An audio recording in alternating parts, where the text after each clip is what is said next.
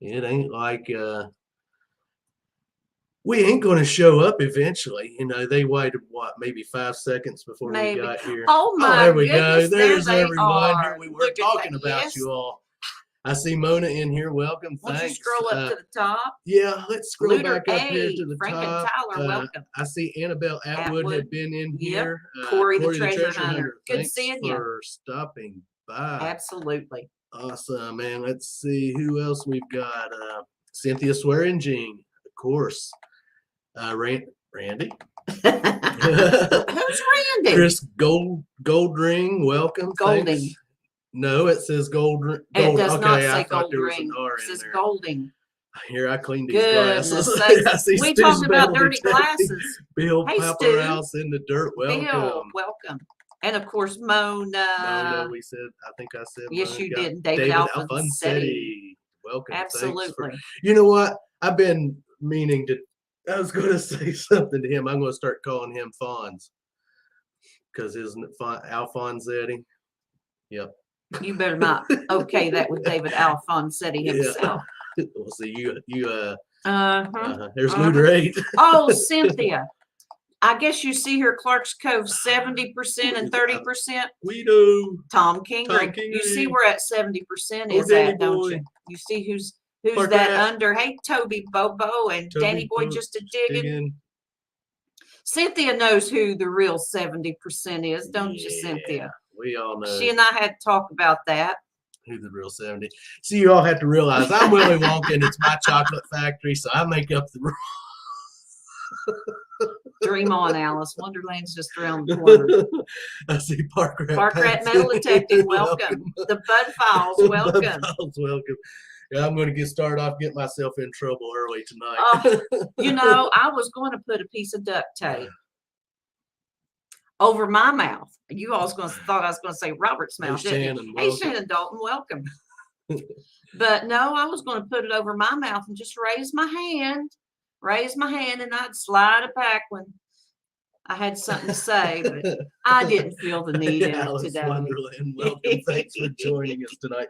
I have a quick shout out mail call to do, and that is going out to Marty is Nuts, and he sent me a couple of these. Joseph Monarch, hello. I love their toonies, loonies, and these are a couple. They're the same one, but one's collared. It's I don't know if it's the Alexander Graham Bell. I cannot tell. I can't read it, but it's so small. I'm not really sure, but he sent me an uncollared one. Yep. And let's see if I can get that to.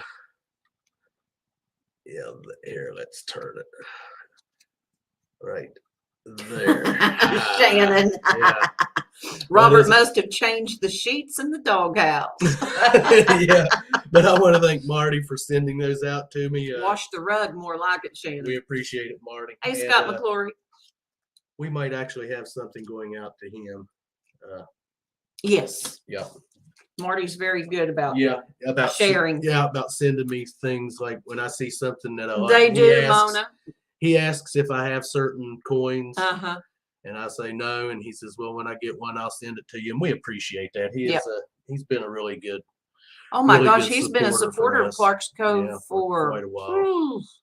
Quite a while. Yeah, few years. When I say a few years, we've only been detecting 4 years. We'll be a channel 4 years in December of this year. But we started detecting 4 years tomorrow. Yeah, the 19th of March is when we actually first started detecting. But then a channel in December 2019. Yeah. Wow, time really. Thank you, Scott, for sharing your time. Absolutely. It does. Time goes by fast. And how are you doing, Joseph Monarch? Other than that, hey, Joseph Monarch, welcome. Other than that, we need to set up our giveaway. And, yes, we do. I tell you what, let's get the giveaway set up real quick. Okay, we can't leave. All I have to do is a couple of buttons. Yeah. See, looky there. We're going to let you all guess while we're doing this. Well, as the hashtag. I think they've seen the thumbnail. They know. So we're going to hashtag WV for West Virginia. For West Virginia. Tonight. So start hashtagging that. And what you're going to get, of course, you're going to get, let me do this. You're going to get a Clark's Cove detecting bracelet. You're going to get this cool, I think it's bronze. It's a Thomas Jefferson Peace and Friendship. Yes, Scott token. McClory. Yes. Going to be getting that. I think that's bronze. If it's not bronze, it's copper, but I'm not sure because there were a couple of different varieties of those made. You're going to get a token. You're going to get a foreign coin and another little coin. Hey, Jimmy Lacari. As always, Mandy's Candy. An awesome sticker pack. And tonight, I'm throwing in this little thing right here. And what this is a copy of a 1783 bill from Rhode Island. So that's going to be in the prize pack tonight, plus a few other little things. As always, we like to send little extra stuff along if we can. Yep, so absolutely. That's what you're going to be going for tonight. So yep, hashtag WV to get in on that giveaway. To get in on it. Yep. And now, why don't we? I think we've left. Do the two most important things we need to do. Yeah. And the first one is bring up our hostess, Jersey Ray Diggs. Everyone give Rachel welcome. Welcome to Rachel. Yep. And our guest tonight, everyone give a big cover welcome to Metal Detecting with Randy. Yes. Yes. Who is also located in West Virginia. Yes. We're on the western end of the state, and he's on the eastern end of the state. Yeah, hey, D&L, welcome, guys. Yeah. That little the arm, the hand, panhandle. What's your how do you do West Virginia with your hand? Well, I'm not going to do that. Oh, we could get in trouble for that. That's right. We better not. So better not do that. Yes. Hey, D&L, welcome. Thanks for joining. Hi, D&L. Candy. But yeah, we don't want to get in trouble now, do we? I don't want to get in trouble. Rob is trouble. Hey, it's been known to happen. Finders keepers, welcome. Yeah, hey, I tend to. Yeah. Yeah. Yeah. It happens. Everyone knows. They watch the live streams. They see me get in trouble. That's what the doghouse is for, right? On and off the screen. Y'all have West by God, Virginia covered. Yes, we do. Yes, we do, Cynthia Swearingen. And you have family in West by God, Virginia. So you got her covered too. Yep. Me too. And Rachel does too. Yes, she does. That's awesome. Isn't that something?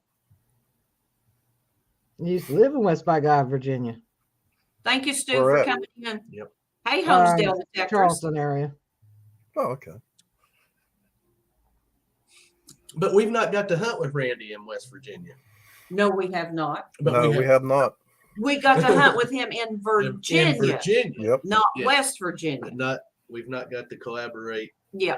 Just together here in West Virginia. I haven't hunted with him at all. I would like to. Yeah. Not that far, about 4 hours. But we can get to where we can get back out on the road again. Yeah. I mean, I hate to say Hey, Gene. You know, our little dog, he is holding us back right now. Yeah. Randy is familiar with Sam. He got to hear him. Gene. You know where Mike Hollowell Grapevines is at, right? No, I don't.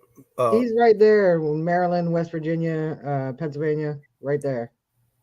So that's pretty much where I'm at. Yeah, he hunts in West Virginia from time to time. Yeah, he does. Well, he could spit at West Virginia. Yeah, he probably does. No, he could. Digging. Welcome. I've detected with him in West Virginia. But like it's about a 4-hour drive. I've done it before on a Sunday. Oh, okay. Hey, NorCal. Hey, NorCal Digger, welcome. For everyone just popping in. Rachel, we'll figure it out. Yeah, definitely. Want to get in on tonight's giveaway, hashtag West Virginia, WV. We'll do that probably around, I don't know, 9 o'clock. Yeah, somewhere around the top of the hour. He is not eating bugs, Mona. He is eating. I'm eating peeps. I'm eating Dr. Pepper Peeps. I pulled the camera cord. We wanted to try them and yeah. They just made sure the 70% was on him when you pulled the cord, just to let you know. He was adjusting it back to his 70%. Hey, Marty. Hey, Marty. Hey, Marty. Cynthia and I had talked. Was that yesterday, Cynthia, or day before? I've done forgot. Day before, I think. And I told Cynthia that Robert and I was going to get T-shirts. One it said 70% and 30%. And Cynthia made a recommendation who should wear the 70%, didn't you, Cynthia? Hey, Tortuga Lisa, welcome. And it's not what's sitting next to me. What? Exactly. She said Melissa needs to wear the 70%. Well, once again, you all don't. Choose your words wisely. You all don't outnumber me. Choose your words wisely. Remember what I said. I'm Willie Wonka. This is my chocolate factory. I got the golden ticket. Yeah. Mhm. They look good. I'm gonna have to try some of them. I like Dr. They're not Pepper. bad. They do have I a don't Dr. like Pepper Dr. taste. Taste, not real strong Mm-hmm. Dr. Pepper taste. I'm not a And pizza it's like person. You make them taste like this, I'll eat them. You know, I've never seen any Coca-Cola Peeps. Now, Tripwire's been drinking Pepsi Peeps, and he says it's good. Yeah. We haven't seen it around here, so Hey, Hey. James and Risha, welcome. welcome. So Finders I don't keepers. know if it is or not or anything. We want to share something with everyone tonight. Yes, we do. We got out in the yard today and metal detected, and just for about an hour and a half.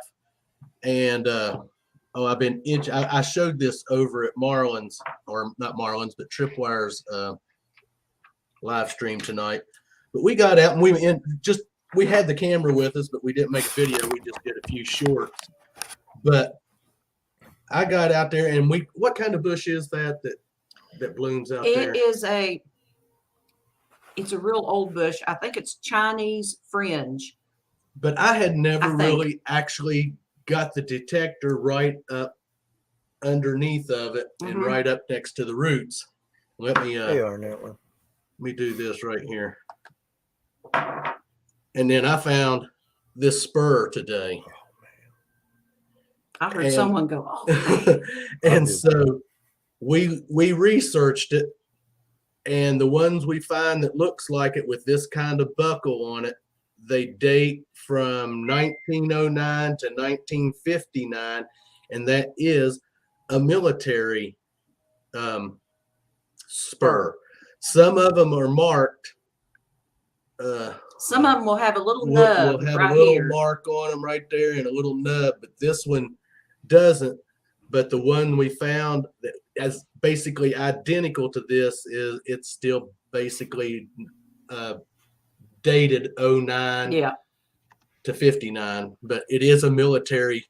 Now it's not going to be in a video. No, it'll be in a short, Yeah. which we're going to put out Tuesday. But yeah, that was an awesome find out of the yard today. And Melissa had two And then awesome Melissa finds. had Not as this. nice as that though. This little bitty buckle, and it still has the That was out close on the other side of the outhouse and House. before you get to the clothesline. clothesline. And then she pulled Weedy number 9 Mhm. out of the yard today. 45? And it's a 1945. So we Uh-huh. wanted to share that with everyone because they're going to be in shorts over the next couple of weeks. Yeah. But we didn't do a video with it. But No. the spur was crazy. Yeah. It was ringing up 81, 82 solid signal, and it was about 3 inches down. Yeah. And I couldn't believe that. This Well- yard always is giving up. It never fails that when we go out and metal detect in it, that it gives something. Thank you, Cynthia. That it gives something cool. up. Absolutely. And you know Now, what?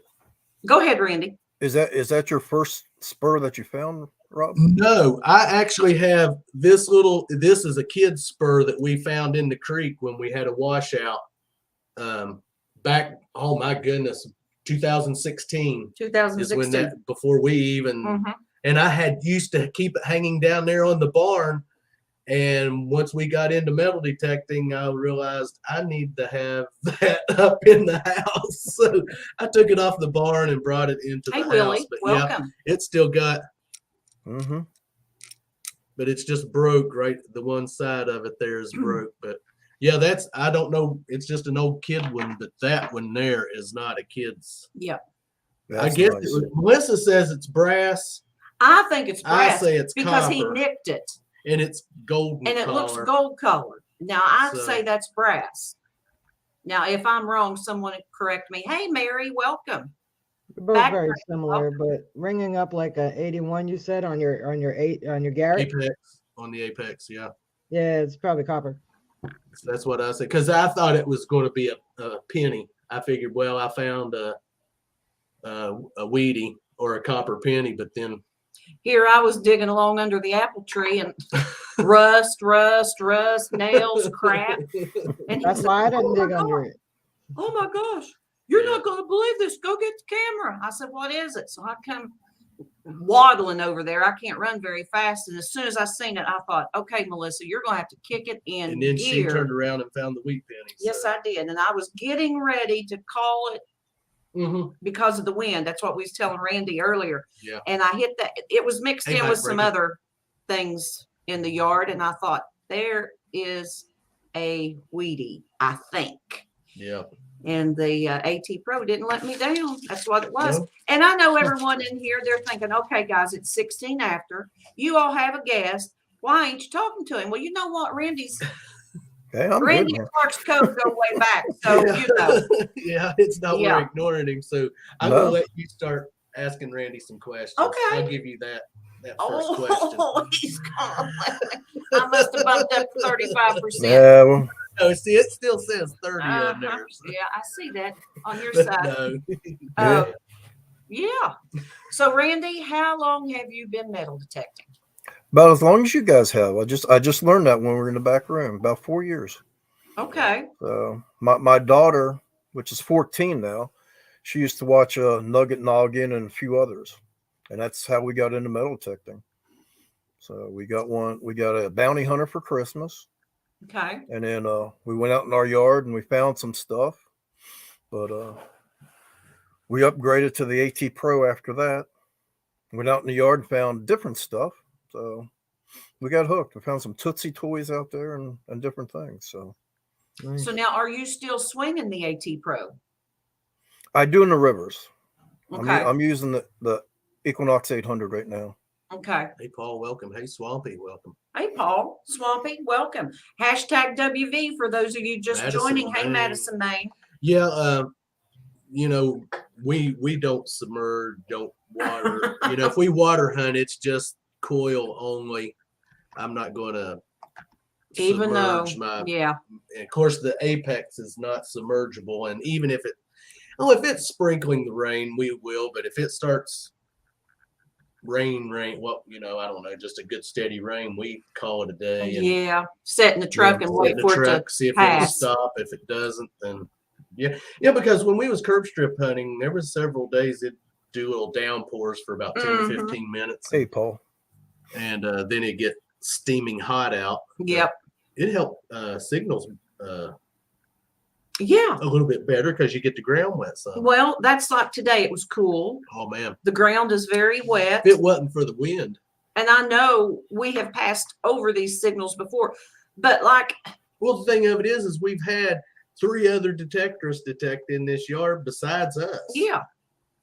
And we still get out there. Well, that's what I was getting ready to say. Like Rachel was explaining, that's been a couple of live streams ago, about coils and how some of them, and I'm not real knowledgeable on, don't you say some of them detect in a cone and some are more in a... Well, concentric coils, the round ones, like bounty hunters, they're a cone.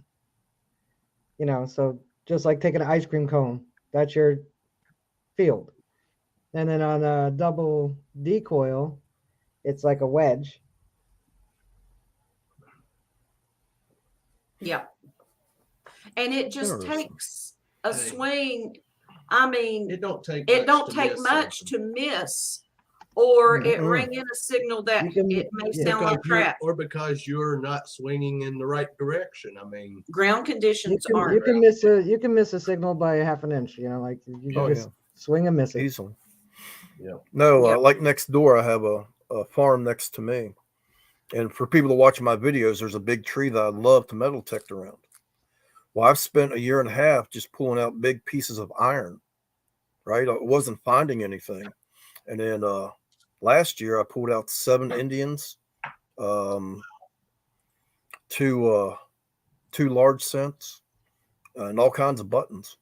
So getting the iron out of the way really opened it up to find the smaller stuff underneath. Yeah, so you may be doing that in your yard. Yeah, I think so. And we'll hunt a little while, clean some stuff out, and shoot. It's been how many months since we've hunted the yard now? It's the first last time. year. Well, yeah, since because this is March, but yeah, probably back in October. Oh, I'd say Probably every the bit last of it. Mm-hmm.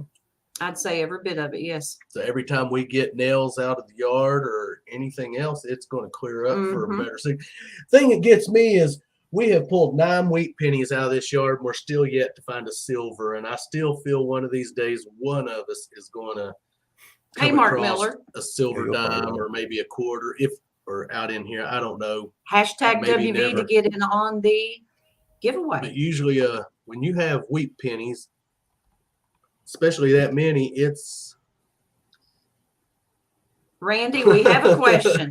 Autism Magnet Fishing Mary wants to know, how did 7 Indians hide under that tree? And a small teepee. In a small teepee.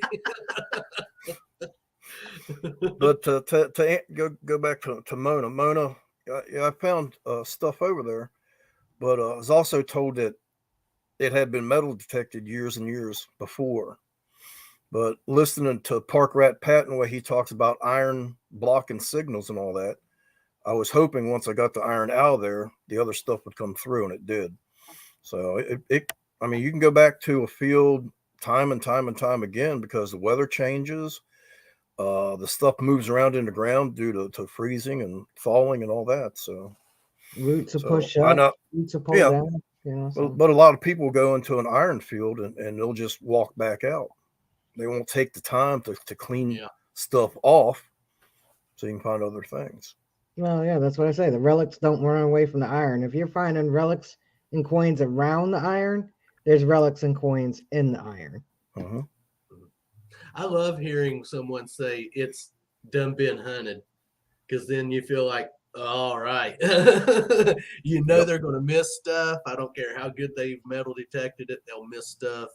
I know when we did that church down there in the West End, he said it done been hunted before. I thought, yeah, that's. And how many tokens? 28 tokens. 28 tokens in one hole. Wonders of Lynn, welcome. So yeah, I think it's just a better challenge when you hear that it's been metal detected before, because you realize if they got maybe certain items out that's going to bring up the good stuff now that they just completely missed. So yep. And plus technology is better today, the metal detectors. Yeah. I was going to ask. Go ahead, Rob. Go ahead. A lot of them are just set up and go now. I mean, you can play with the settings if you want, but the AT and the Equinox, you can put it on a setting and just go hunt. I was going to say, have you updated to any of the newer machines that's come out here lately? No, because I got 2 machines and they work fine. So, I'll take the AT next door and scan and find different things and take the Equinox over. And so I got 2 machines, and I can't see spending $800-900 on another machine when I got 2 machines that work just fine.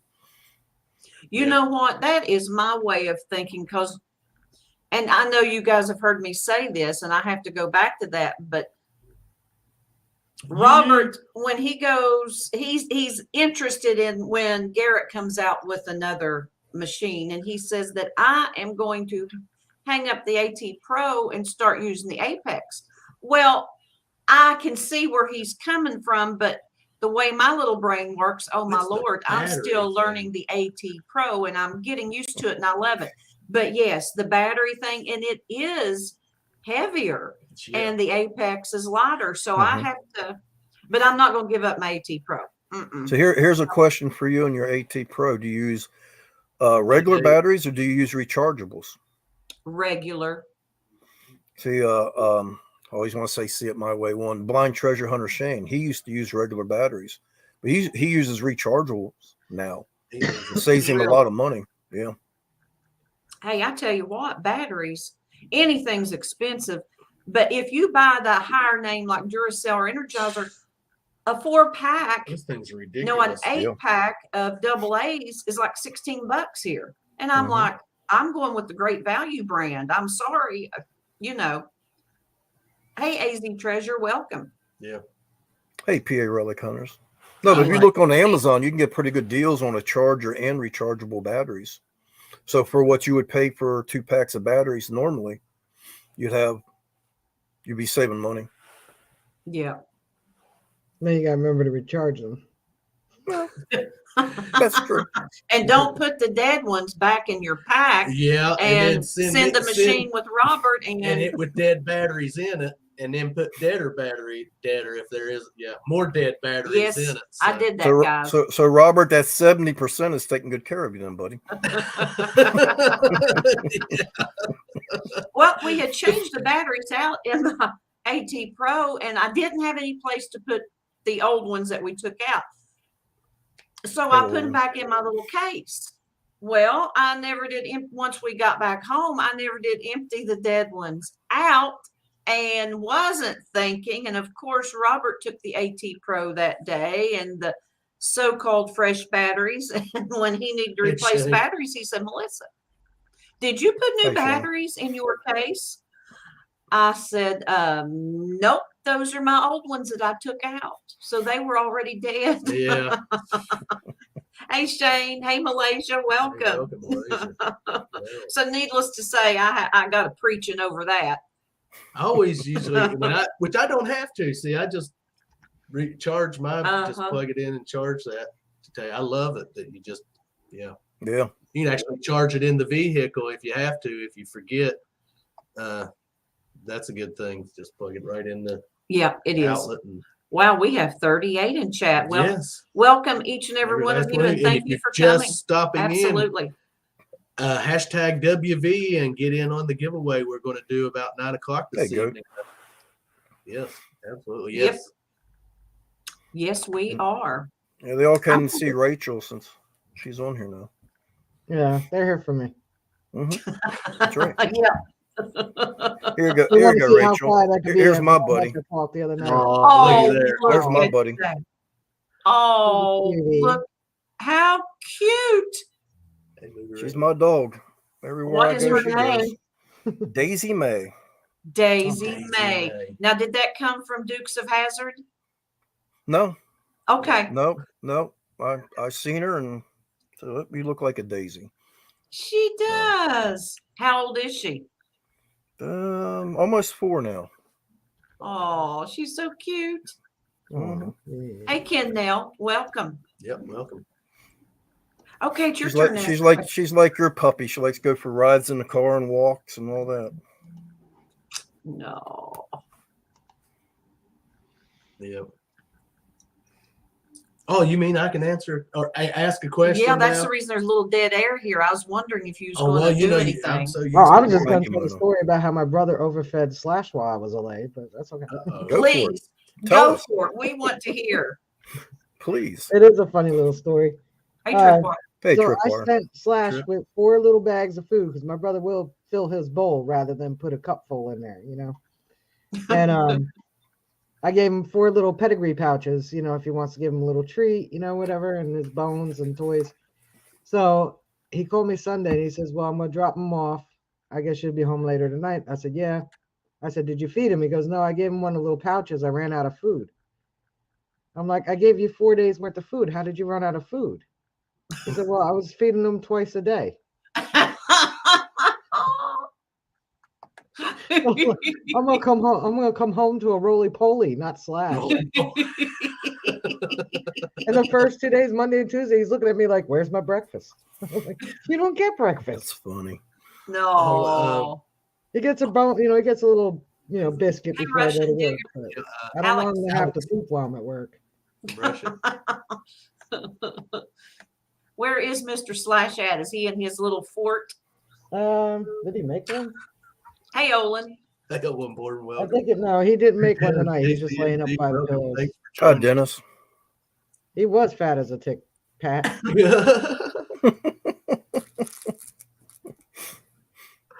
Hey, Mike, Great Finds. Hey, Great Finds, welcome. Mike, welcome. Thanks for joining. Hey, Mike. Tripwire. Yeah, I was going to ask Randy, what has been since you've been detecting? What's been your best find so far? I was in South Carolina detecting with Jeremy from Digging Up the Carolinas. Mhm. And we were doing this property. If you'll put me on big screen, I'll show Sure, you exactly what I absolutely. found. Because this is the best find that I've ever found. And it is a car emblem, and it says Dodge Brothers on it. Dodge Nice. Brothers. So Wow. Dodge Brothers are they used to work for Ford, and they quit Ford and opened up the Dodge business. So this is a really old find and a really That great is find. That's probably one of my best finds now. That Yeah. is nice. Yep. So now what is the age on that, Randy? That I'm not sure. Dennis KCM Dennis from KCMD. He was trying to help me the other day figure that out. There's numbers and letters on the back, but I haven't looked it up on the internet yet. Yeah. So, but I haven't been able to find this exact one on the Yeah. internet because it's only got like 3 wings, and all the ones on the internet have 4 or 5. Oh, okay. Okay. So, There's something unique about it then, isn't there? mm-hmm. Yeah. Yep. And being in the automotive world, that's a great find right there. That is cool. Yep. And I actually got to meet Dennis in South Carolina last week. Hey, Frankie. PD Sandigger, welcome. Thanks for joining, Frankie. That's Hey, cool. Frankie. That is. I love the relic finds like that. That is. Yep. Mm-hmm. Yeah.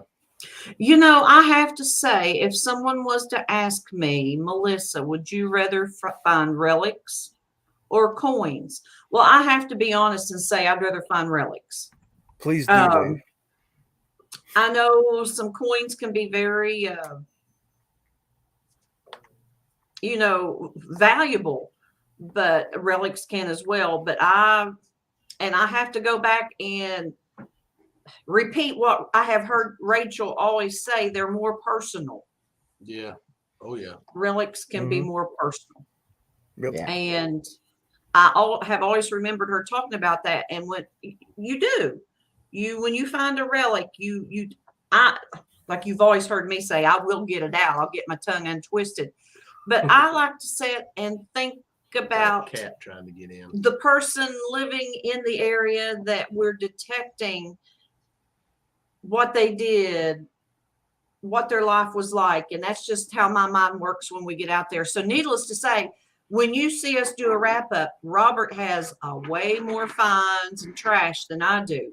It's because he does a lot more detecting. He doesn't stop. He keeps on trucking. And I like to sit and think and watch and look and all this good stuff. So. Was that your excuse? Oh, he just didn't say that, did he? Your excuse? Really? Wow. Is that your Jim excuse? Steele, you did hear that, didn't you? So you know what that means? That 70% and 30%, well, they're going to be switched. Yeah. So, Melissa, what do you like to find the most of? I mean, if you're out hunting, what's your favorite thing that you like to find? Is it Wheaties or? I have one. That's why I'm asking. If I'm hunting for coins, unless it's a silver, yes, a Wheatie, of course. I love finding Wheaties. Relic wise, Hey, relic reaper. golly, Ned, I like all relics, but I love compacts. Yeah, those are cool to find. And I like to find the old vintage jewelry, and not necessarily, it doesn't necessarily have to be a precious metal, but just vintage jewelry. So I'm going to say more feminine finds if I have to pick something. Yep. You See, I love finding mason jar lids. Oh, Especially God. porcelain. Yeah. You know what?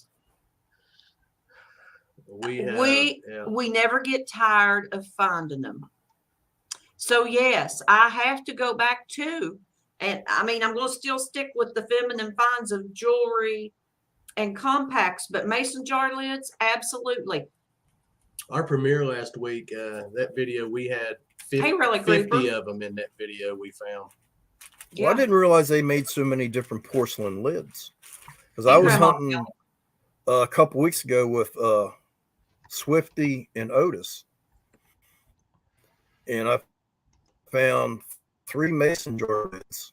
And they had numbers on them in the center. Like number 1, number 2. and number 3, Right. and I've never seen them numbered. All mine have just been smooth on top and says Mason Ball porcelain. And then Have you Shane, done any research on those? I have not yet. What video? We did a video where we did some. The ones with the numbers in the center are older. Yeah. And some of those you read along the edges because they have porcelain ones that's actually made of porcelain. But the They're the majority oldest. of them were made of glass. Majority of them were made of glass, but they will say porcelain around the edge. Yeah. And the ones with the numbers in the center are older. And a lot of them were etched. Some of them were hand were etched. Hand etched Yeah. in. But Haven't found honestly, there's no hand way etched of ones yet. dating. There's no real way of dating any of them. They were made in such mass quantities by several different companies. I think Mason, and then there was a fruit company. The ones by the fruit company are older. That produce some, and some of them have different. We've found some that are almost They're almost clear. and with a blue tint to them. And those are supposed to be among some of the older ones as well. But the majority of the ones that we have found have been the smooth ones on top, the Atlas, and the glass. Yeah, me too. Yeah. But I was down in lower Virginia hunting with Swifty and Otis, and I think it was a 1700s farm or something like that. And it was right behind the house, but there's a lot of iron and noise in there. So I put my 6-inch cool on. I went from the big stock cool to the 6-inch cool, and picked them right out. Yeah. Yeah. Oh, I never get tired of finding them. No. Yes, Mona, that big gallon one. I hate that it was broken, but that was the first big one I have ever seen or found, and haven't found one since. Yeah, of all so the I kept it even though it was cracked. All the ones we have found. Yeah. And that was the only gallon one we have come across. Yep. So you like finding lady stuff, huh? Yes, I do. Rob, if you'll make me big again, I'll show you. I found these with the blind treasure hunter Shane. It's a little cherub. Oh, wow. Look at that. Now, is that a piece of jewelry? Yes, ma'am. It's got it still has the pin and everything on it. So we were hunting over in Pennsylvania, 1800 school, and the guy that oversees it says, it's been hunted so many times, you're never going to find anything. That was my first signal. Wow. And that was your first signal. Yeah. Wow. I found an Indian. Don't take me down yet. I found an Indian, and then I found this basket of fruit at that same school. Oh, that's cool. Now that is sweet. And that was a pin as well. You can see also on the back where it would have touched. I love both of those. Now that is nice. Wow. Hey, Rob. Yeah. Thank you. Yeah. Go back up. Malaysia Metal Detector, I think, had a question. Is 1900 shoe buckles made of aluminum metal? I'm not entirely sure what you're referring to. Shoe buckles typically were 1800s, early, like they stopped wearing them probably around 1830-ish. So they would have been brass, copper, sometimes silver. 1900s, I don't know if you're talking about like little decorative buckles or something like that. You'd have to like I don't know, put up a video of it and you'll get a lot of answers. But I don't think anybody here can tell you without actually seeing it. Yeah, Robert and I have no knowledge on that at all. Buckles, yeah. I don't know if Randy has any input on buckles. I do not. Yeah, Nope, I don't I either. haven't. You're welcome for the information, Malaysia. But like I said, if you put I think community posts are open to everybody now, but I know you have enough. I'm pretty sure you have enough. Yeah, yeah, you have more than enough. Put a picture of it in your community post, Malaysia, and people will answer you. But kind of gotta see what it is first, because like I said, they stopped wearing pilgrim type shoe buckles, probably, by 1830-ish. So Dennis is saying they're brass. Yeah, that's what I yeah, was. brass. Sometimes they were copper. They weren't always brass. They were different metals. They were usually, Rich gilt Lab. or silver wash on them. Scott Jarvey. Hey, Scott. But it's hard to tell what you're talking about, Malaysia, without an actual picture, because I don't know, like the flappers decorated their shoes in the 20s, so we just got to see what you're talking about to give you a better answer. But aluminum, probably not. Even in the early 1900s, probably not. Thank you for that information, because we did not have a clue. I wouldn't know. Yeah. Yep. I want to give a big shout out to Marlon while he's in here. Yes. I reached out to him the other day and asked him a question about some cameras and for doing some looking at coins. Yep. And he set me on the right track for that. And I've got a camera coming. Supposed to be here Friday because I have been telling people that I have this jug of wheat pennies that I've been wanting to go through. Yep. So when I get that camera and I get it set up and I pretty well know what I'm going to do, I'm going to start going live at least one day a week, probably on Thursdays. I don't know what time yet, maybe just for an hour, and I'm going to start going through them. Yeah, it's going to be a Robert thing, because those are wheat pennies my dad found back when he used to metal detect in the 60s and the 70s and the 80s. I have no clue what's in there, so I'm going to start sharing that with the community and do that for like an hour once a week until we go through all of them, and then we'll take it from there on that. But yep. I just wanted to thank Marlon for hooking me up with that camera and pointing me in the right direction on it. And, yep.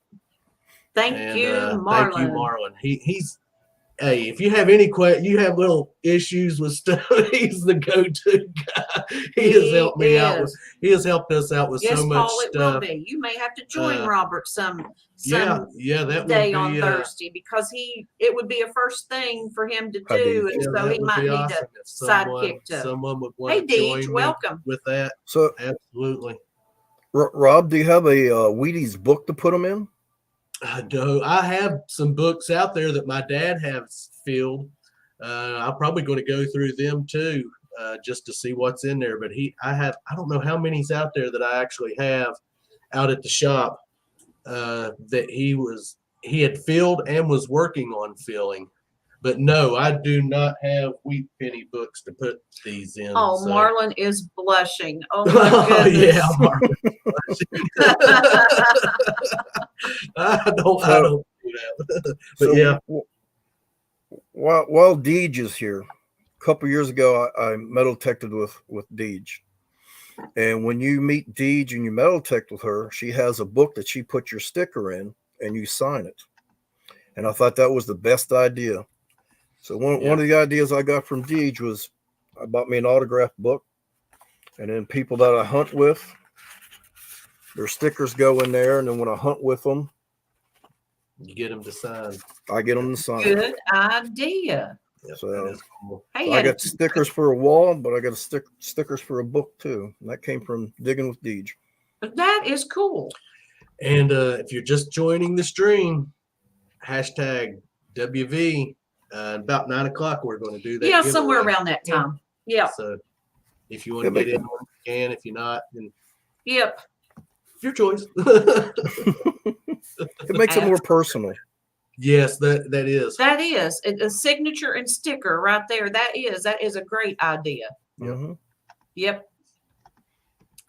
it is. I hope we have not missed saying hello to anyone coming in. I don't think we have. I've been trying to. Let's see. We have how many? We've got 37 entries in the giveaway and 47 in chat. So hashtag WV and get in on that giveaway. Yep, absolutely. I'm going to take me a peep. And those of you who don't know, we are eating. Oh, I'm done with my. Oh, did you scarf yours down? Yeah. Goodness sakes. Dr. Pepper Peeps. Dr. Pepper Peeps. And they do taste like Dr. Pepper. Yeah, not really strong Dr. Pepper, but they're not bad. Yeah, but why does Rob bite the heads off of them before he eats them? I don't get that. It's an Ozzy Osbourne thing. There you go. Yeah, Ozzy Osbourne. Tripwire beheads, so I beheaded. My mom would let the peeps sit for a while so they'd get hard, and then she would eat them. Now, see, I can understand that. I truly can. Adventures with the Goat says, gross on the peeps. Gross on the peeps. Robert eats the head. I'm going to eat the tail. I like peeps. They're coming out with some pretty cool flavors. I've always liked now peeps. the yellow ones, the old yellow ones. Nah, the original flavor. The original flavor was just marshmallow. Yeah, just plain old marshmallow. The flavored ones are. I used to wait to eat my candy canes. I'd let them sit around for a while because if you let them sit long enough, they get soft. They do. Mhm. Sticky. Yeah. Like chewy. Not melty soft. Like chewy. Yeah, Pat. I've seen videos I'm on microwave peeps. No, I haven't seen that. They go like this. Yeah, they blow. If you let them go too long, they'll explode. Yep. Yep. That's what I Internal was talking about, Scott. That's what my mom did. She would let them sit and get hard. And then she Hey, you know, there is a candy that has been around for, and I'm going to say it. I hope I don't get in trouble, but it's been around for a coon's age. But let me tell you, those old circus peanuts, those old orange. I like those. Oh, Yeah, It's ghetto candy, man. I like circus peanuts. They're good. Mm-hmm. I remember my mom and dad in the 70s, they used to have a personal care home where they took care of elderly people. Well, 85-90% of those elderly people had no teeth. So that was the candy of choice, was the circus peanuts for them. Oh, I never could. I despise them things. Everyone has different tastes for different candies, but I I just, mean, if you grew up with them and they're, stuff like that. yeah. It's like black licorice. Oh, I love black All licorice. black I love licorice. Yes. And Oh, I love it. Passes black, all sorts. jelly bean should be flushed. No, I don't agree with you on that. Hey, Tony, Mr. Diggs always glad for class. No boiled peanuts, and that's a southern thing. Oh, now boiled peanuts are addicting. I like Boston baked beans too, Mona. Yeah. And I love boiled peanuts. Yes, which you can get them in the can in the store, like the ones but it's not like the ones that's freshly boiled. Where we get those down in Tennessee. Tennessee. I was just good. Relic Reaper. I was just about to say Chowards, violets. Yes, Paul. I've never had them. Too. Yeah, my mom used to get them all the time. We'd eat them like they were candy. I can't buy a little thing of the violets without eating them like they're candy. I've never had them. I've seen them. They're lavender breath mints. Huh. So they're an acquired taste. They almost like, if you like licorice, you should like them. I love licorice. Yeah, my mom called them purples. So that's what we grew up calling them. Okay. But yeah, Hey, every time I go to a convenience store and they have them, I got to buy a pack or two. Huh. That's neat. We have 51 Benjamin Knight. Totally lost your sound. Okay, I thought maybe it was me. I wasn't sure. No, it's me. Robert muted. Hey, Benjamin Nada. Hey, welcome. No, Well, we heard, hey, that's it. That's all you heard. Yeah, he hit mute. Chico sticks, yes, I love Chico sticks. Oh, Paul. yes. That is one of my Don't like Chico next to M&M's. Chico sticks are one of my favorite candies, and then it'd be like Zagnut or Clark Bar. Yeah. I never was a Milky Way or what's the other one? Snickers fan. No, I'm Milky Way. It used to be Special Dark. Now they call it Milky Way Midnight. I like the Three Musketeers. Always a fan of Three Musketeers. I like dark chocolate. I don't like milk chocolate. Yeah, I agree with you, Rachel. I just like chocolate. It don't matter. Peppermint patties. Remember those? Yes, they still make them. They're chocolate square. They're chunky. Nestle chunky. cowtails. And they will have raisins in them and nuts, the big chunky bars. Oh, gross. Peanuts in a bottle of Coke. AZ Treasures said, AWK Grandpa always Prospecting. had Necco wafers. I like the chocolate Neccos. Mm-hmm. My They're good. grandmother was always RC and Reese cups. I mean, she loved her. It was her nighttime snack was a bottle of RC and a package of Reese cups. Oh, what? Tortuga. Yeah, okay. Lisa said, I love the chewy coconut drops, but can't remember the name of them. Yum. Those are macaroons. Like the Neapolitan colored ones, pink. No, white, they're two separate things. I know that there are French little cookies called macaroons, but the dropped chewy coconut, sometimes it'll have the dark chocolate on the bottom. Those are macaroons also. Okay. I don't think I'm familiar. Hey, Rusty Magnets, welcome. Yes. Incognito raid. Okay. Lalami. Welcome. VT Redneck. Welcome. Silas Marner. Welcome. Cartoons and Collecting. Welcome. Yeah, I can't keep up with all y'all. Welcome. Yeah, we've got 56. And if you're joining, hashtag WV and get in on our giveaway that we're doing at the top of the hour. So if you all would like to, all of you coming in, if you want to get in on it. Absolutely. Hey, Cartoons and Collecting. Of course, Dennis, Reese eggs is always awesome. Oh, yes. Mm-hmm. Yep. It's that time where Easter candy's on. When Lisa's peanut butter cups come out with the dark chocolate ones, I buy those up. Like, it tastes really good, dark chocolate. Mm-hmm. Hot Dog Digs. Paul, welcome. Thanks hey, for Paul. joining. Did we say hello to Dirt Claude? Probably not. I don't think so. I know Rachel's got everyone. Maple Nut. I had everyone till all these people came in on a raid, and I cannot keep up with that. We are up to 60. It's a blanket hello to all of you in guys. the house tonight. Thanks for joining Hey, everybody. Happy Flag Doctor, welcome. We have Goodness. Metal Detecting Wow. with Randy is our guest tonight. And I'm going to ask him another question. Well, I want to think know you should. what is your oldest coin to date that you have found? Hey, Mike Schloss. Well, I believe, and I showed it to Dennis when I was in South Carolina. Hey, Kendall. And he believes it's a half penny from the 1700s. Oh, wow. So that would be my oldest coin, if that's what that is. But it's wiped really good, but by the size and the thickness of it, that's what he believes it to be.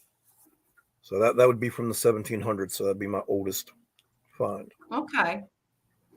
Wow. I am barely. What was that Indian head penny that I found? 1896. That's the oldest one I've ever found, is that. So anything that's in the 1700s, early 1800s, I'm in amazement of. I'm just happy to be in the 1800 club myself. I mean, if I ever hit I doubt we'll ever hit a 1700 coin around here. I mean, I doubt it. You never know. I mean, That's no, right. you never know, but. Happy Plague says, it's done, went past. Here, let me back it up. Olin Borden has a 1640 Chinese coin, KCMD 1700s. Happy Plague Doctor says he's waiting for the ground to thaw. My oldest coin is 1853 seeded quarter. Yeah, I'd love to find anything seeded. I haven't found anything seeded. I don't. I've got my barber dime. I've got a barber dime. I've found, of course, the rosy dime, silver. I've found a standing Liberty quarter. I found a walking Liberty half, but nothing seeded yet. So, yeah. So you want to see something cool? The Blind Treasure Hunter. Yes. Everybody knows what the Proud Boys are. So this is a medal from the Proud Boys. I haven't been able to date it. Well, now I have to be honest. I'm not familiar with the Proud Boys. No. Is it something you can explain? Because I'm thinking maybe not. What do you think? No, it's kind of like like the Masons. I think it's Okay. kinda like Okay, that. okay, okay. But this came off of a 1700s property in Pennsylvania. We'd love to, Wow. Dennis. That is nice. Hold that up one more time, Randy. Yeah, I'm trying to get in the right light so you can see a little Thank bit you, better. Goat. But back or forward or Come closer just a little bit. Oh, the lighting just kind of shifted. Yeah. Yes, right there. That is cool. Now, is there a little tiny cross up at the top here or in that top circle? It's a crown. It's a crown. Okay. And my lighting's terrible right here for me to Scott see it all. Glory says white supremacist group. Well, the current leader of the Proud Boys was actually Hey, not Sherman white. Family Farm. Hey, Brian, hand me a Hey, flashlight, Connie Barnes. please. Park Rat has a question. Does Randy have a lucky charm when detecting? Do I have a what? Lucky charm when you go detecting. I didn't There you even go. see that. The chat's going by so quick. Yeah, she's 14 Yeah. years old. Hey, Ro.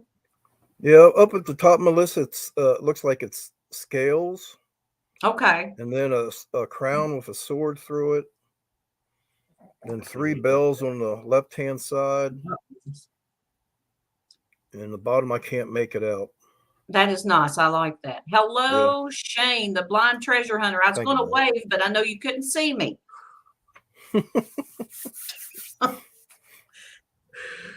Shane, Walking around, I didn't even see you come in. I'll tell Shane you, is an awesome detector. Okay, Scott, yes. we will. if you ever Because get I a was chance not to metal familiar detect with with Shane, do it. Oh my gosh, yes, he is Yeah. Can I just say something real quick? absolutely. We're not You don't gonna have get to into ask. what the Proud Boys are or not. Just putting it out there. They Yeah. exist. Leave it at Yeah, I that. actually found that with Shane. Yep. I agree, We were- Rachel. Yeah, we were metal detecting the property, and this guy walked up on us with his dog and asked what we were doing, and explained to him what we were doing. You know, we're pulling history out of the ground and trying to save it and preserve it. He said, "Well, when you're done here, come on down to my house." And his backyard was full of all kinds of stuff. So, That's cool. yep, I found that, and I found this little pendant from Sulphur Springs, West Virginia. Oh, Oh, that's cool. Is it coming in okay? that is If my hand quits shaking. now. Does it have obviously. wording around the edge of it, Randy? Yes, ma'am, it does. Okay. It You make me says, sound so old by saying yes, ma'am. it's the way my mama raised me. 84th Shoot it. Convention, Thanks. Sulphur Springs, July 3rd, 1923. Mm, Wow. That is nice. yeah. That is sweet. You have some really, really awesome finds there. Thank you. Yeah. So, what is your white whale or your bucket list Yeah, what are item you that you still hope looking to for? find? That's a good question. I've never really thought about it. Okay. We'll Okay. ponder on it and I'll ask you again Okay. later. I'll Not ponder us, on it. Ray. We're not going to be able to. We're still. I think Rachel's got her hand up. Yeah. Mhm. Like 70% sure. I got a ticket anyway. So Wow. if anybody wants to donate to the gasoline fund, because I will have to drive out there is a tip jar on my page. I can't fly anymore. Oh, okay. Okay, Melissa, I'll show you one more thing. Oh, show us Look all at this. kinds of things. This is a silver snake ring. Oh wow. Oh, Nice. I do like that. Now, I would wear that. I really would. Hey, Marty's Hey, nuts. Marty. Good to see you. At least I didn't say I see Marty's nuts. Yeah. Yes. That's cool. That is Yeah. nice. Yeah, I was doing a backyard, and the guy said, "Oh, it's been metal detected so many times." Pop that out there. Wow. See, That's the places to look for where the people say, oh, it's already been detected. That's what I was saying. Yeah. So the people have already got all the trash out, leaving the good things behind. Yep. Absolutely. Yeah. Well, guys, Hey, look Connie what time Barnes, it is. well, Hey, Connie Barnes. Yes, if you're all just joining the Yes, stream, we've got 65 in chat. Olin Borden has 135 subs now. Woo woo, made it past 100 block. Way to go, Olin Borden. Congratulations. You know hashtag they'll stick now because you got 135. So Good and deal. we're going to get ready and do this giveaway. Yeah, we'll give everyone a chance to. Let's see, we've got what, 60? I see Shane's laughing at me. I know why he's 55 laughing. 55 What I said inch. about Marty. Hey, Shane, I've always done that, and it never really hit me until someone made a funny about it, and I thought, oh, now I know how it sounds. Yeah. Yeah. Yeah. It's Marty is nuts. Leave it to Melissa. Of course. Of course. Leave it to you then. But yes, we're going to give everyone a chance to get in there and hashtag WV. And then we'll get to this giveaway. And I think Rachel, she has some questions that she's going to ask Randy. Well, we're going to start a countdown. Yes. Oh gosh, here I go rattling. 10. You're rattling. Yeah, we're 9:01. Let's get this. I said giveaway. 10. 9, 8, 7, 6, 5, 4, 3, 2. and 1. And good luck. Good luck, everybody. Everyone. Let's get over here and see who we're going to have win tonight. Sherman's Family Farm, just one Yeah. moment, and we'll get some info to you on that. Connie Barnes. Oh, I just think her Congratulations, name go. Connie. yes, I know she's in here. Connie Awesome. Barnes. Has, Connie has not won, so We she's do a first-time winner. We do not have Connie's address. Connie's here. She just said hi to Paul. Mm-hmm. Yeah. I Oh, see wow. Connie And then she Barnes. said, Oh, "Oh, wow. wow." Yeah. Okay, Connie, I need you to let me know in chat because, here, Yeah. let me get this. Let me write her name down. off here. If you want your prospect for life, or if you want your pledge for life, that I put you as in line for the next cover for life when we come out with the cover for life. So let me know if you want. Yeah, buddy. Yes. Yeah, Connie's one of Prospect or them. pledge. That's Let me know in Beard's the chat. sister. Okay, Beard Sister. That's right. Yeah. That's right. Yeah. Yeah, just let us know if you want your prospect or pledge, and then send us your address. At clarkskovedetecting@gmail.com. Absolutely. It is scrolling on the bottom Yeah. if you can read Congratulations again, Connie. it. And I'm if you trying to can't say make up Connie your can't mind, read. we'll I'm sorry, Rachel. I was joking. He said Connie can't read. She said she'd take the pledge. Okay, good. I'm pledge. glad you've seen Okay. that. Awesome. I'll awesome, write that awesome. down. And in case you're wondering what you're getting, Connie, I'll go over your prize pack with you here real quick. Yep. You're going to get one of our Clark's Cove detecting bracelets, and that is in purple and white. You got this Thomas Jefferson token. It's a peace and friendship token, and I don't know if that's bronze. I'm not sure either. They made them in some are bronze, some are copper. So this one could be the bronze one. You're going to get a token. You're going to get a foreign coin.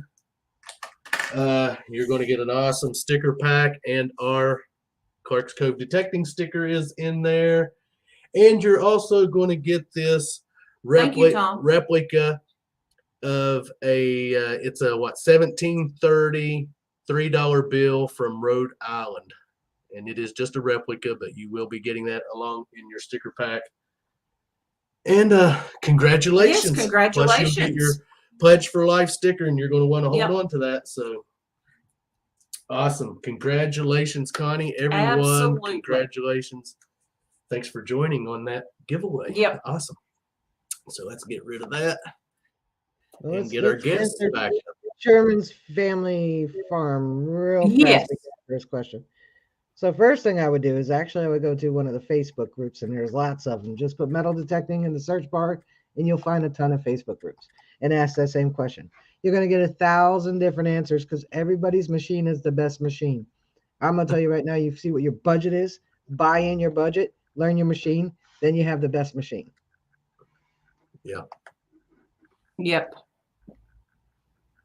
Absolutely. Because everybody's gonna tell you mine lives the best, Knox is the best. You know, Garrett's the best. What's the new one? Quest is the best. You know, Rachel, so what? if you're new at detecting, where should you start?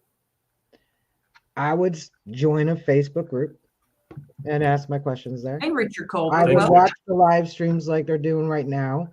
Thank you for coming. You know, and they can get advice just by listening. But on purchasing a detector, Thank you, Dawn. like Scott said, seek out a dealer. There's lots of great dealers out there. There's I have an affiliate link for Digger for We Dig Metal Detectors. There's Digger's Den. There's the Gold Digger Metal Detectors.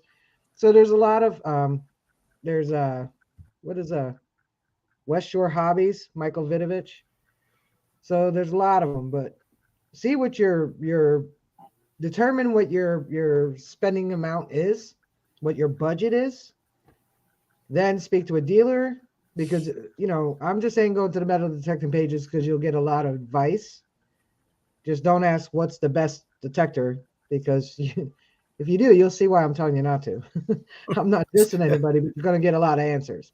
I would just, this is my budget. Whatever you set your budget at, that's your budget, and then go from there. You can speak to any of the dealers, they're all reputable.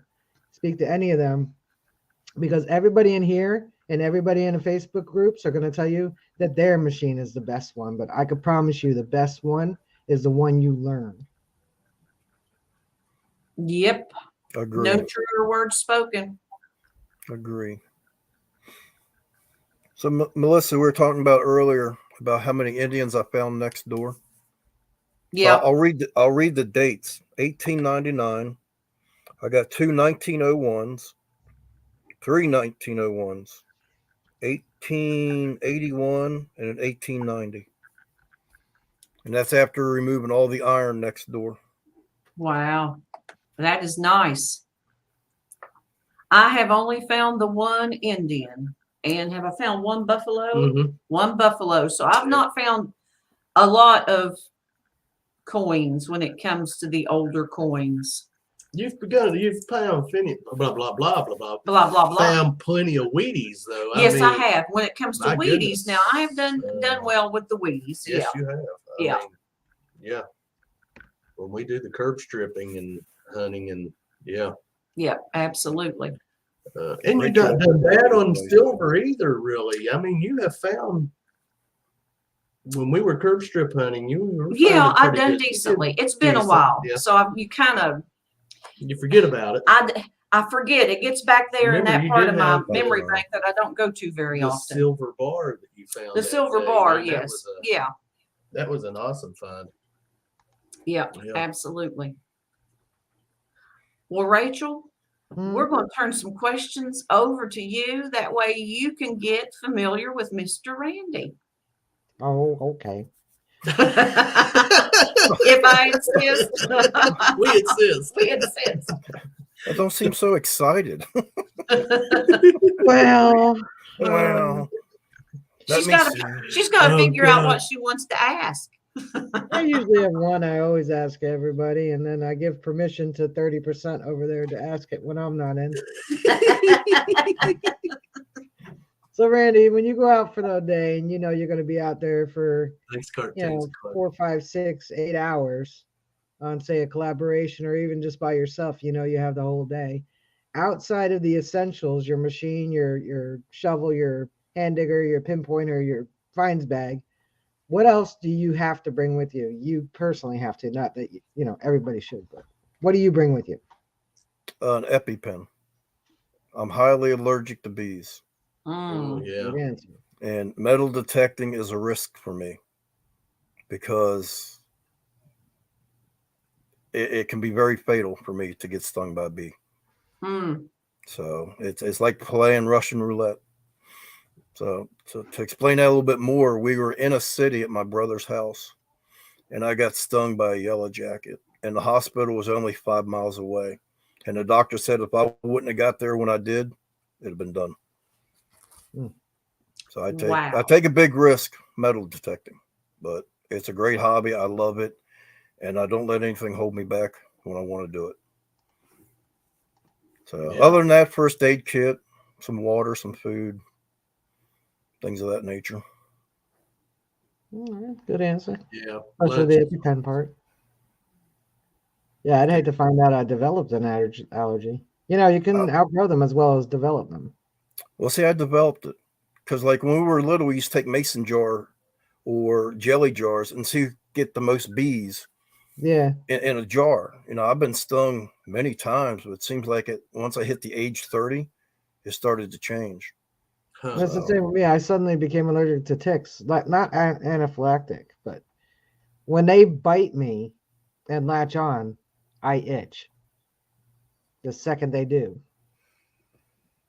So at least I know I can find them now. Yeah. Yeah. Yeah. The deer ticks are horrible in my area. Oh, they're bad here too. I mean, I get them in January. And it doesn't how much I douse myself in Promethean and DEET. They're still like, oh, here's a bald spot. You know, there's nothing that's gonna kill me there. And they bite me, you know, like on my armpit, whatever. You know, like I just all of a sudden I'm like, something's itchy. Oh yeah, it's a tick. You know what, Rachel? Now that you say that, flock, I'm a tick magnet. They flock to Melissa. If I feel a little spot itching, and I scratch it, I can feel that little, and I'll say, Robert, I think I have a tick. Some of the ticks around here are so daggone They're the small size of a anymore. pinhead, some of them. Yeah, those are the little tick. baby ones. They're probably the worst ones to get. I mean, so you might want to try this. This is what we did in the service. Take a tablespoon of vinegar, put it on your food or whatever, because it comes out in your skin. Like garlic comes out in your skin, and it'll keep a lot of bugs away. My dad. People might not like the way you smell, but yeah, Shane, the blind treasure hunter, just said vinegar and water mix. Yep. My dad used to give us. Now you can't just take a garlic pill and think it's going to work. You actually have to take it, one a day over a period of time, and it'll start seeping out. Now you and I can't smell it, but it does repel the mosquitoes. So like, February, my dad would start giving us garlic pills. So by the time summer came around, we didn't get bit. Yep. That's what we did in the service. That explains a lot, vinegar and water, because Robert does not attract ticks, but he drinks apple cider vinegar and water every morning. So that explains why he does not get affected with ticks like I do, because I don't do the vinegar water thing. They just like us because we're sweet. You know what? I think you are right. Robert ain't sweet. I'm salty. What is that? There's a saying in the movie, you're so sweet, you make sugar taste just like salt. Yeah. That's how sweet Rachel and I are. Yeah, bad idea, lab. We did the same thing too. Especially in Fort Benning, Georgia. It was horrible down there. That's where I was supposed to be stationed for basic when I first enlisted, but then they wanted me to leave right before Christmas, and I was like, I ain't spending Christmas and my birthday in basic, so I didn't go. Yeah, Fort Benning, Georgia is the home of the fire ants. No, Scott McClory. Yes, I have. I've heard about that, but Scott McClory says, Clark's Cove detecting. Have you all heard about the specific type of tick? Yeah. Once it bites you, your body cannot break down red meat anymore. I have not heard about that. Yeah, it's a Texas tick. Variation on the tick. What is it? Tick fever. It's like you get tick fever, but this version, this tick fever, you can't eat red meat. Huh. You get like really sick. And any kind of protein, not just red meats, any protein. That would be horrible. Crazy. Yep. It's coming out of Texas, and because of the warmer weather, it's making its way north. Yeah, they're getting up here. They've been making, every season they've been talking about it. Get ready for the summer. It's tick season, and you could die, and you can't eat meat. Like, okay. Jeez. Wow. Yeah, bugs are nasty little critters. More people die from insects in a year than anything else. Fire ants. Yes, Shannon Dalton, fire ants. Or I don't know what kind of ants they are that we have around here, but if we're out digging, mainly like the curb strips. All of a sudden, I'll have these little ants crawling on my hands, and they bite and they burn like heck. So I'm assuming it's a type of fire ant. I don't know. Fire ant feels like almost like a burning wasp stung you. Okay. I It's mean, not like, that that's the bad. best way I Okay. could put it. I mean, it's a pain you feel. I got bit by one of them on my hand, and I felt it in my feet. Wow. It went throughout my whole body. It's that bad. Nasty. You're probably talking about piss ants. It may be because They're it doesn't they're burn little that guys. bad. They do burn a little bit, and they leave little pus pockets on your Uh-huh. Yeah, those are piss ants. I don't know what the real name is, but everywhere I lived, they were called piss ants.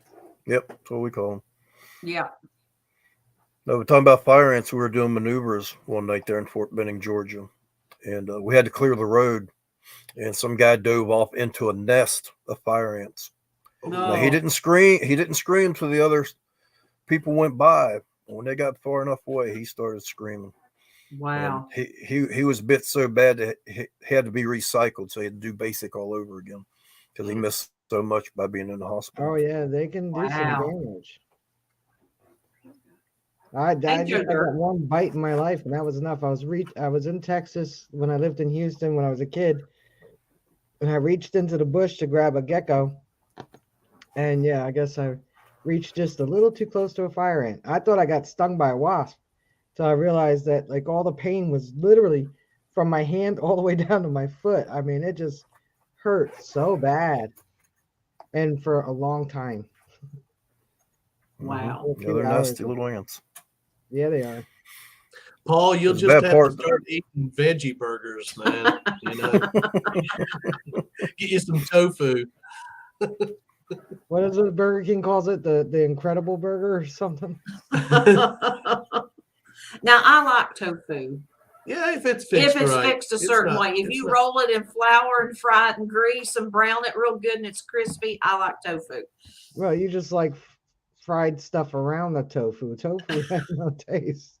You're just like, I like them fried breadcrumbs. Just add a little tofu so it looks like I'm eating something. Oh shoot! Not going to happen. Hey, Joe Dirt. The Bad Idea Lab was in Fort Benning in '84. Oh man! He was asking, what year were you there, Randy? 83. Well, y'all just missed each other. Yep. I would have been there in '89, so I would have really missed you guys. Because it was the second year of the new barracks. They did away with the white barracks, and the barracks that we had were like hotels. Right. You had 3 or 4 floors up, and then you had the mess hall and all that below. Nice. It was always fun doing bunk drills on the 3rd floor all the way down and all the way back. That was always fun. So, Randy, besides metal detecting, do you have any other hobbies that you like to? Good question. To delve into? Geocaching. Nice. Okay. Yep, the daughter and I do geocaching. Yeah.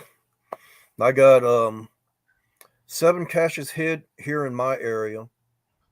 And because I travel to Michigan so much, they gave me permission to hide 3 of them up in Michigan.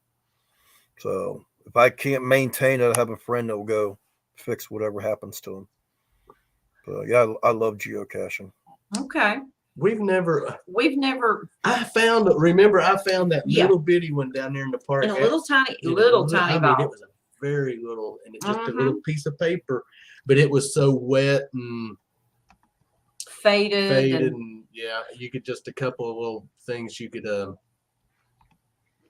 make out on. Sherman, since it says Sherman's family, geocaching would be great because my daughter loves it and she's 14.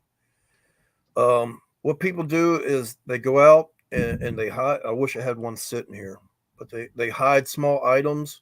It's in a waterproof container, and the app is on the Google Play Store or the Apple Store. They hide it. They put the location of it, and then you have to go find it. They hide it. I mean, some things can be as small as your pinky. Some of them are big boxes. The ones that I put out personally are for kids. I put toys in them and all that. so the kids come find them to get them the heck out of the house and get them out in front of these dang TVs and these cell phones and all that. So I hide all my boxes. 5 of my boxes here in my area have toys, and I update them all the time. So Nice. yeah, if you have young kids, check out geocaching. It's a great hobby. It's a lot of fun. Even if your I've kids done it. adults could do it too. Yeah, no, it's for everybody. I've done it in every country I've ever visited. I've done it in China. I've done it in Germany. I've done it in Switzerland. I've done Mexico, Hungary. So it's everywhere. Oh, there's the boy. Yeah. He's Oh, hey, There Slash. we go. Look at him. Hey, Looks like you handsome. woke up. Yeah. Next time your mommy comes to the cove, you're coming with her. Mm-hmm. Yes, you are. Oh, he's If you looking go to up. the Apple Holding Store or eyes. the App Store, I'm sorry to interrupt. He asked a No, question. you're fine. Don't worry You're about fine. He's interrupting. It No, it's he's the not. one, the green one, just says geocaching on it. So, and it's free. You can find a lot of stuff free. There's certain things if you want to find some of them, you have to pay a yearly membership for, and it's not a bad price. I think it's $40 or something like that. But the only thing you do is Go ahead. the only thing you do is just open it up and brings up a map, and it'll show you what's in your area that you can go find. We ought to do that sometime. That just would for be the heck of it. that would be something. Who was we watching? We was watching Um, the Bud Files. Bud Files. Yes, they were doing geocaching some the other day. geocaching the Yep. other day. Mhm. Yeah. Yep. And a lot of people will put stuff back. They'll take something and put something. I've Yep. seen people do that. Yep. So I've taken boxes and actually spray painted camouflage to make them harder to find. Well, the boxes are big because they have toys in them. So a big box sitting in the woods is easy to find. So I spray paint camouflage them and all that, make it a little bit harder. Park Rat Pat says he's too skinny. Feed that boy. Feed that boy. He looks like he needs a snack, and Mona said his Slash's cheeks are sunken. Yeah, I thought he looked different than the last time I saw him. It's where Mommy was away from him. Well, that's because he ate a lot. Look And at that. We call my brother Papa Dan. He ate a lot of Papa Dan's. That's why. Hey, Marcos, welcome. KCMD says my best geocache was a Jeep. I found 4 in 1 year for a chance to win a new Jeep. Yeah, they have different things that go on every year. It's like metal detecting. They have big get-togethers, and everybody gets together and does different things. But if you go to YouTube and just type in geocaching, it'll bring up all kinds of stuff. Ask YouTube how to do it and all that. But it's a lot of fun. It sounds like it would be. Yeah. And Sometimes- what little bit I've watched Yeah. about it seems interesting. So we might have to look into We that might just ourselves. have to kind of look into that someday. Which It you know When how it someday goes. we can't go detecting or something, and we ain't got nothing to do. We might want to do that. Yeah, but while you're detecting, you should pull it up and see if the one's really close to you. Yeah, that's yeah, true. that's true. That is true. Make a great short little video, Rob. Yeah. Yeah. So, Randy, whenever you detect, do you prefer to detect parks, home sites, beaches, farm fields? When I started out, I enjoyed doing parks, finding money and things like that. Now that I'm into really metal detecting, I really enjoy the history, like the Dodge Brother emblem I showed you. Yep. So yeah, relics are great. Mason jar lids are great. You know, Rob- I'd like to go ahead. Go right ahead. No, ladies first. Then go ahead, Randy. Don't worry. She ain't no lady. When we leave a restaurant or somewhere, he always says, Go ahead. Age before beauty. age before beauty. Yeah. Mm-hmm. Yeah, but Rob, she scares me. She's 70%. Oh, goodness. Someone has finally learned. Wow. what I was going to say about the inserts, I wish there was some kind of cool project. I've never checked into things, but a cool project that you could do with inserts. Well, we've got Maybe make wind chimes. You know, that's a good idea. But now I was pondering, and I don't know how you would, and I mentioned it to Bob, but how you would do it. But I think they would be a cool, like the backsplash behind your cabinets in your kitchen. If Yeah, you maybe. could Yeah. see what I'm it saying, would be finding Yeah. something to fill the to get them to stick yeah, and get fill in between them. yeah, make it look right.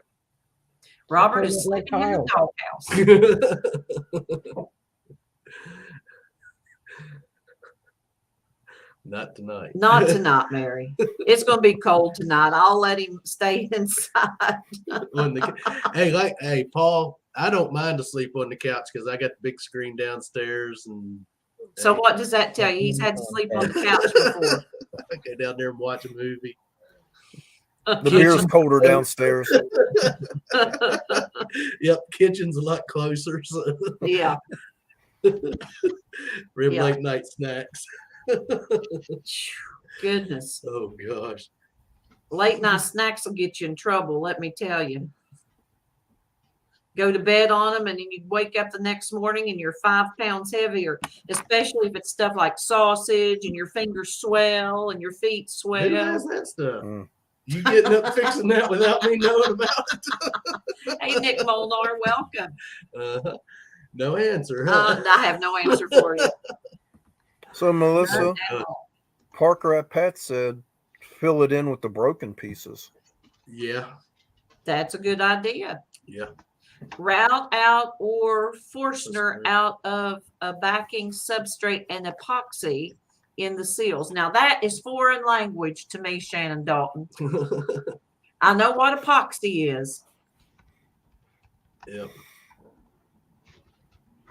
But yeah, I'm sure there's stuff out there that you can find to Mm-hmm.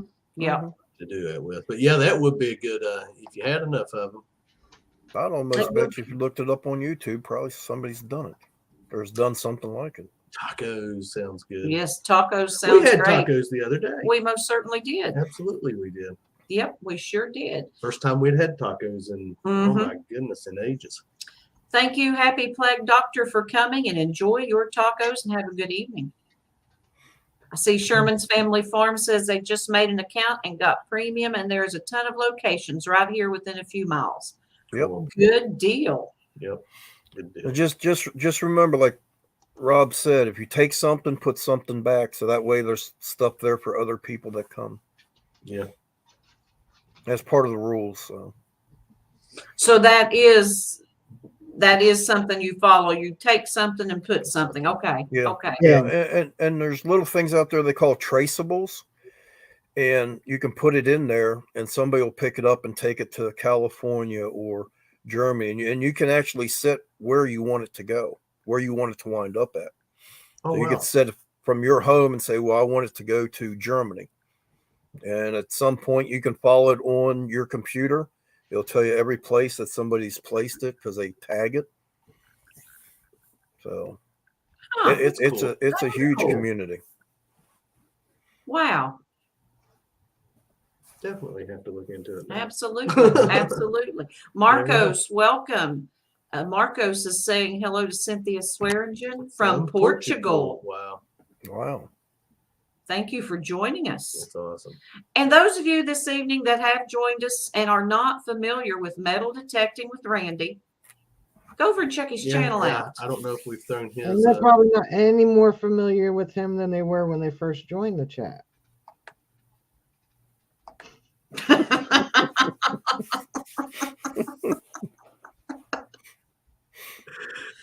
Go over and check him out. Yes. Yeah, let me Clark bring up Scope his, Detecting has, like we said, we've met Randy. Yep. We've known him for a while now. Mhm. Yeah. And that's how come I think this, to me, today's live stream is just very kind of laid back and more so than usual. I guess. I mean, Yeah. doesn't seem too different than any other one. I think so. I think we it just is. wing our way through them anyway. So. Oh, come on. No, you guys are great. If anyone thinks we have an itinerary or anything, well, it just. Well, I do have my list of questions here. Is that what that is? Well, I can read them. You might not be able to read them. You tell me. They're decipherable by me. Just like I do have a question I'm going to ask Randy. That's cool, DNL treasure. If he could detect, hey, Mad Max Metal Detecting, how are you? Welcome this evening.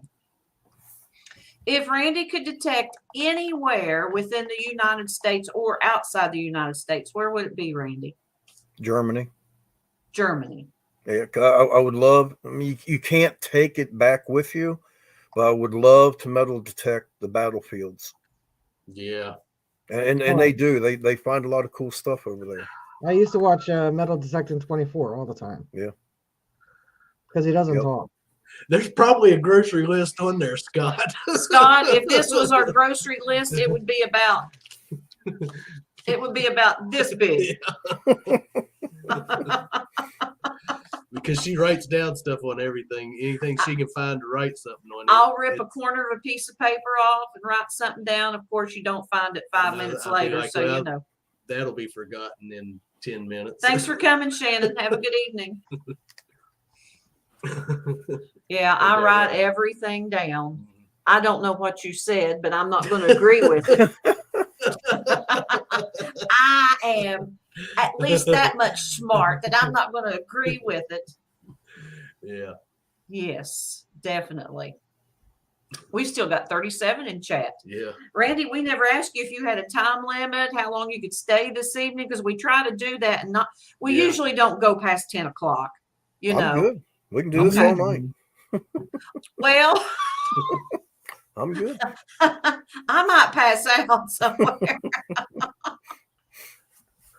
Relic Reaper Metal Detecting says Randy is a great person and has some great videos. Also, check out his TikTok. Yeah, I'm on TikTok as well. And of course, those of you in chat that may not be familiar with Rachel, go over and check out Rachel, Jersey Ray Diggs. She has her shenanigans on Wednesday night live stream, and she premieres on Fridays with I Dig Fridays. Mm-hmm. Go over and check her out. And of course, we got our premiering tomorrow night. Yes, Starts we at do. 6 with Metal Mike and Persis, and then Team Lynch and us, and then Texas Plug Riches.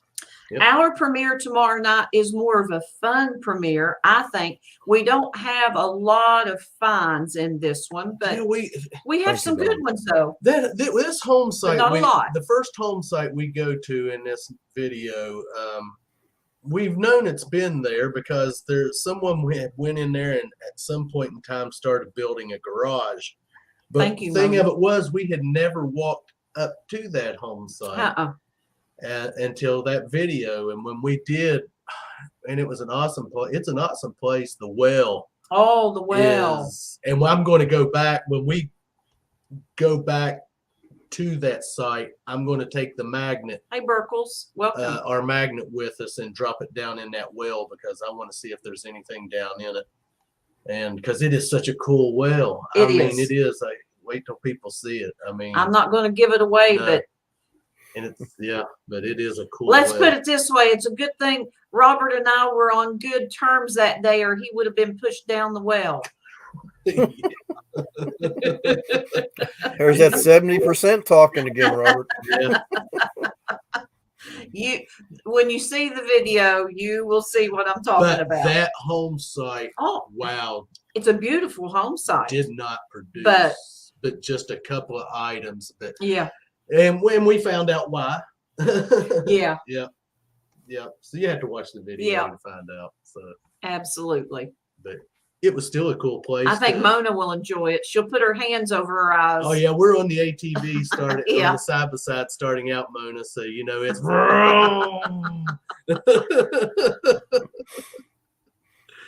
yeah, Marty Verstahl. Well, he fell in a well.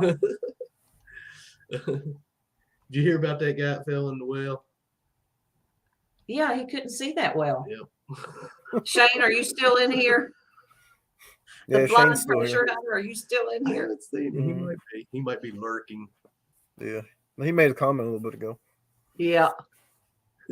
Mad Max has a question for Randy, I guess. Go Okay. for it, Max. I don't know if he's asking or if he's making a statement. Oh, Go ahead and ask it. if you got one. Yep. Mad Max, he's a waiting on you. I'm waiting. Yeah, we're not going to get to go out tomorrow. It's supposed to be cold. Sounds and interesting. Yeah. Well, I'm not getting out. There, Shane commented to you, Melissa. It wasn't me. what is your opinion on the Xterra Pro? Mine? Yeah. I don't have an Xterra Pro, so I can't really comment. I got an AT Pro and an Equinox. Yeah. Between the two, I picked the Equinox. But like Rachel, I said, do it's you have nice any- taking. Go Melissa. ahead, Randy. I'm sorry. It's nice taking both machines to the same area to see what one machine finds compared to the other. Yeah, I play with both mine. Which do you have, the 8 or the 6? I got the 8. Yeah, that's exactly what I have. Sometimes I take one, sometimes I take the other. It depends on who got charged more. Honestly. But I just did 2 videos because I'm working an iron patch, like all the easy pickings have been picked. So now you gotta work. And a lot of it's iron. And I've taken both machines, and I said in both videos, I'm just going to show you it's not the machine, it's the person swinging it. And how well you Yep. know it. Do Now, Mad I- Max, have a little more advantages than other ones do? Sure. Multi-frequency is pretty neat, but I don't necessarily need it because I'm never going to dig more than 8 or 10 inches. Yeah, we never asked. I'm glad Don asked that Yes, one. thank you, What Really is your Creeper. most interesting or odd find that you have found, Randy? and what did you do with it? Odd find? Okay. If you'll make me big screen, Absolutely. this is probably the oddest button that I have found. It's got a crown, a deck of cards, and dice. And some people are telling me it's a gambler's button that the gamblers used to wear back in the day. Hey, Shane Holbert. So you Yeah, could That is recognize them neato. when they were in the saloon. yeah. I mean, that makes sense. It Yeah. does. That's probably the oddest thing. Because you find buttons. A lot of the buttons that have trains on them usually come from railroad overhauls Mm-hmm. and stuff like that. So you'd have to guess. I guess They worked on gamblers would have their own Gambling button. gambling buttons. Yeah. So yeah, So we were talking about places being hunted out, Robert. So there's a 1800s farm about 10 miles from my house. And I knocked on the guy's door one day and he's like, "No, I'm not interested. It's been metal detected. You're not going to find anything." So I just thanked him and I handed him my YouTube channel. yeah. And probably 3 days later, he called. He said, "You really think you could find something?" I said, "I'll tell you what, I'll bring my AT Pro and I'll show you how to use it if you want to metal detect with me." He's like, "No, just come see what you can find. So if you'll make me big again, please." I pulled this off of his property. Oh, nice. Okay. Yep. Don't go anywhere yet. Okay. I pulled this thimble off of his Oh. property. I have never found a thimble. I have two. That was a bucket lister. That's something I've been looking for. You'll get one. Wow. And then I pulled, and I don't know if it's going to show up very well, but I pulled that military button off of that property as well. Sweet. Those are in good shape, aren't Yeah, Yep. So very. that's from somebody saying, "Oh, it's hunted out. It's hunted." No, it's never hunted. No. they? No, it's not. It is But- not. Uh-oh. I thank Shane because metal detecting with Shane has taught me a lot because he's been metal detecting for 25 years. I never used to wear a headset.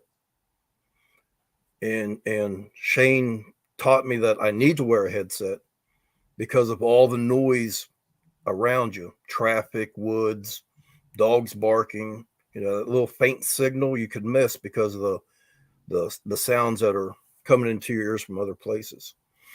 And he taught me to slow down and really listen. Yeah. So yeah, I've learned a lot from Shane. He's helped me a lot to learn metal detecting. Sherman's Family Farm is asking, so if you find it, does it make it yours, or do you have to ask to have it? Just depends, don't it? Yeah, what I normally do is when I door knock, I tell them what we're doing, and then I say, I'll show you whatever I find, right? Mm-hmm. And this I've learned from Dennis a little bit. If it's valuable enough and you want to sell it, then we'll split the profit. Most of the times they don't want it.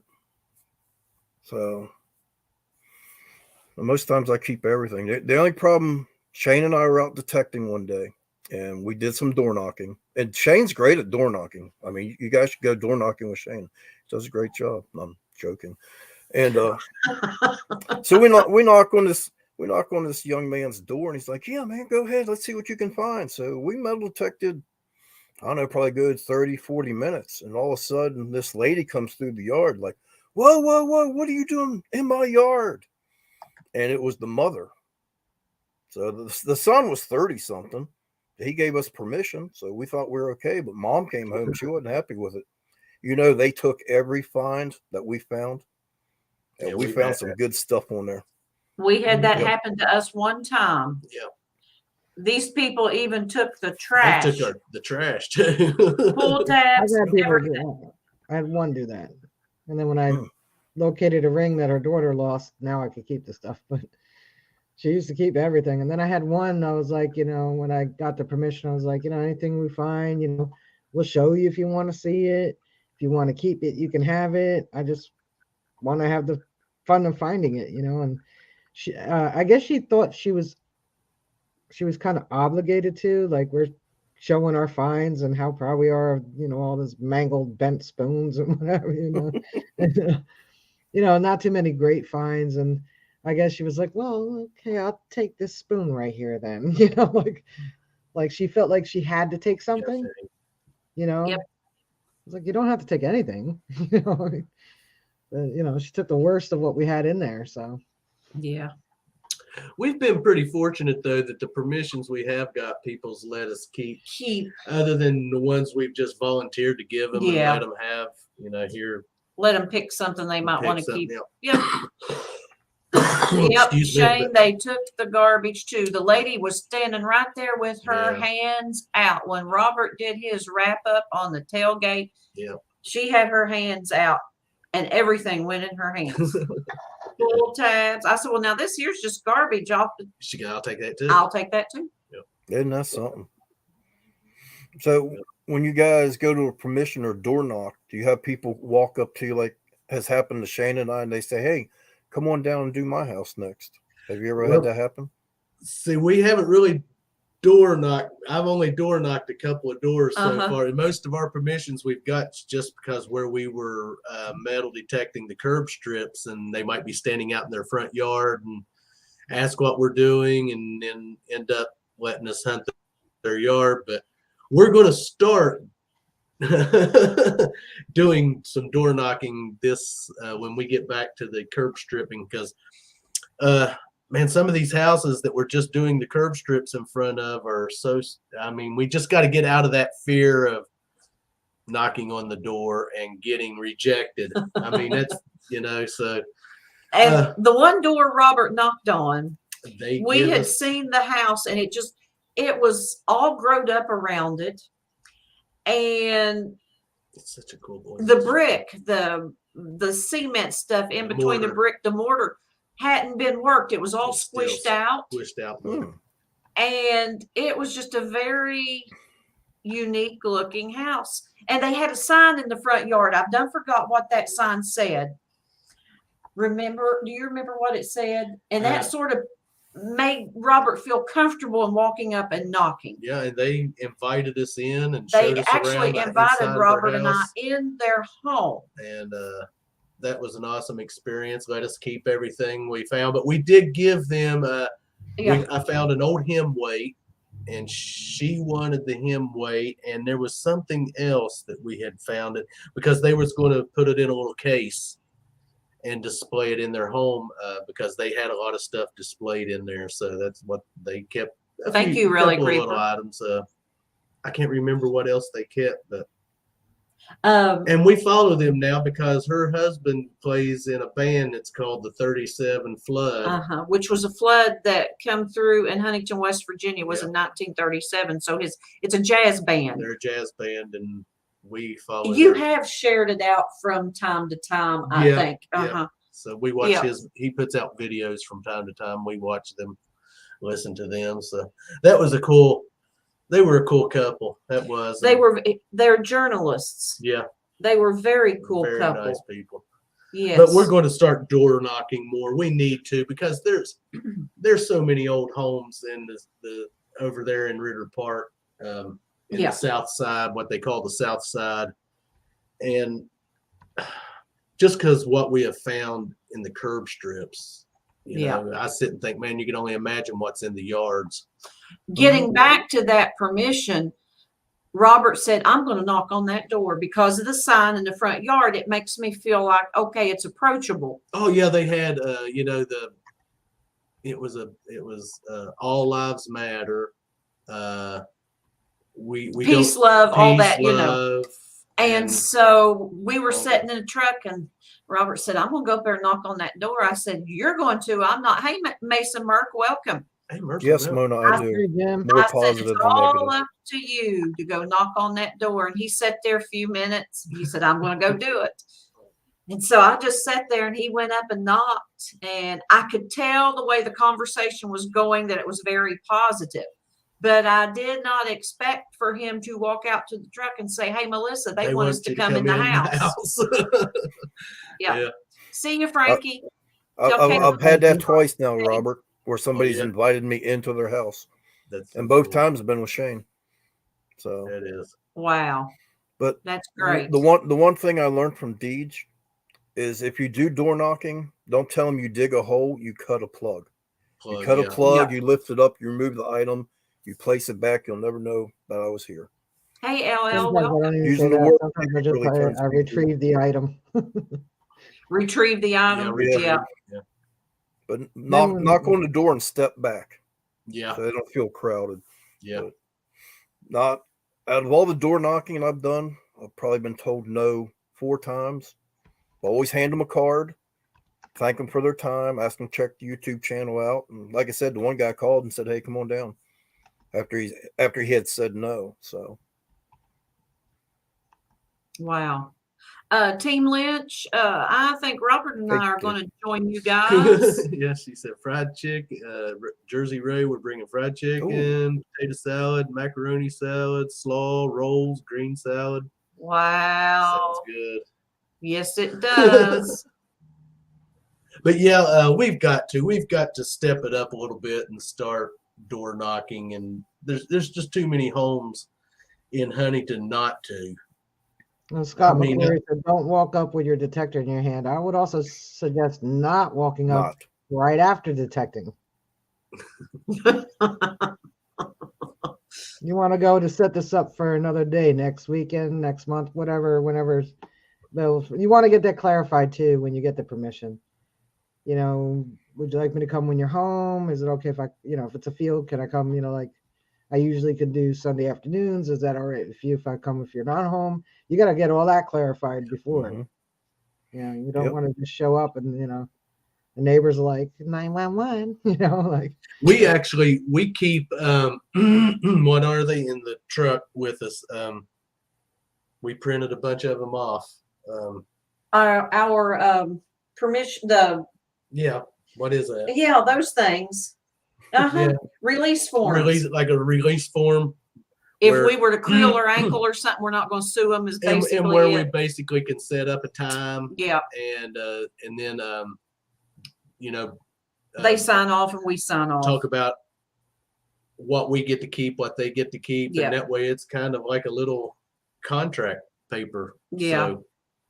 So if they want to fill one out. We have only had one place that wanted one. And that was at the hotel. That was at that hotel.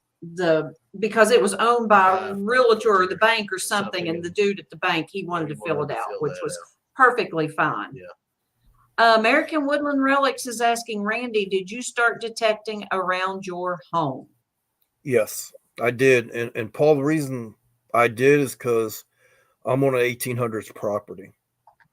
So everything around me is from the 1800s. I actually have 10 miles down the road an old Civil War house that used to be the hospital, and I'm trying to get permission there, but they keep saying no, but I keep trying. So yeah, we started around the house. Like I said earlier, my daughter was watching Nugget Noggin and a few others, so we got her a bounty hunter for Christmas, and it all started there.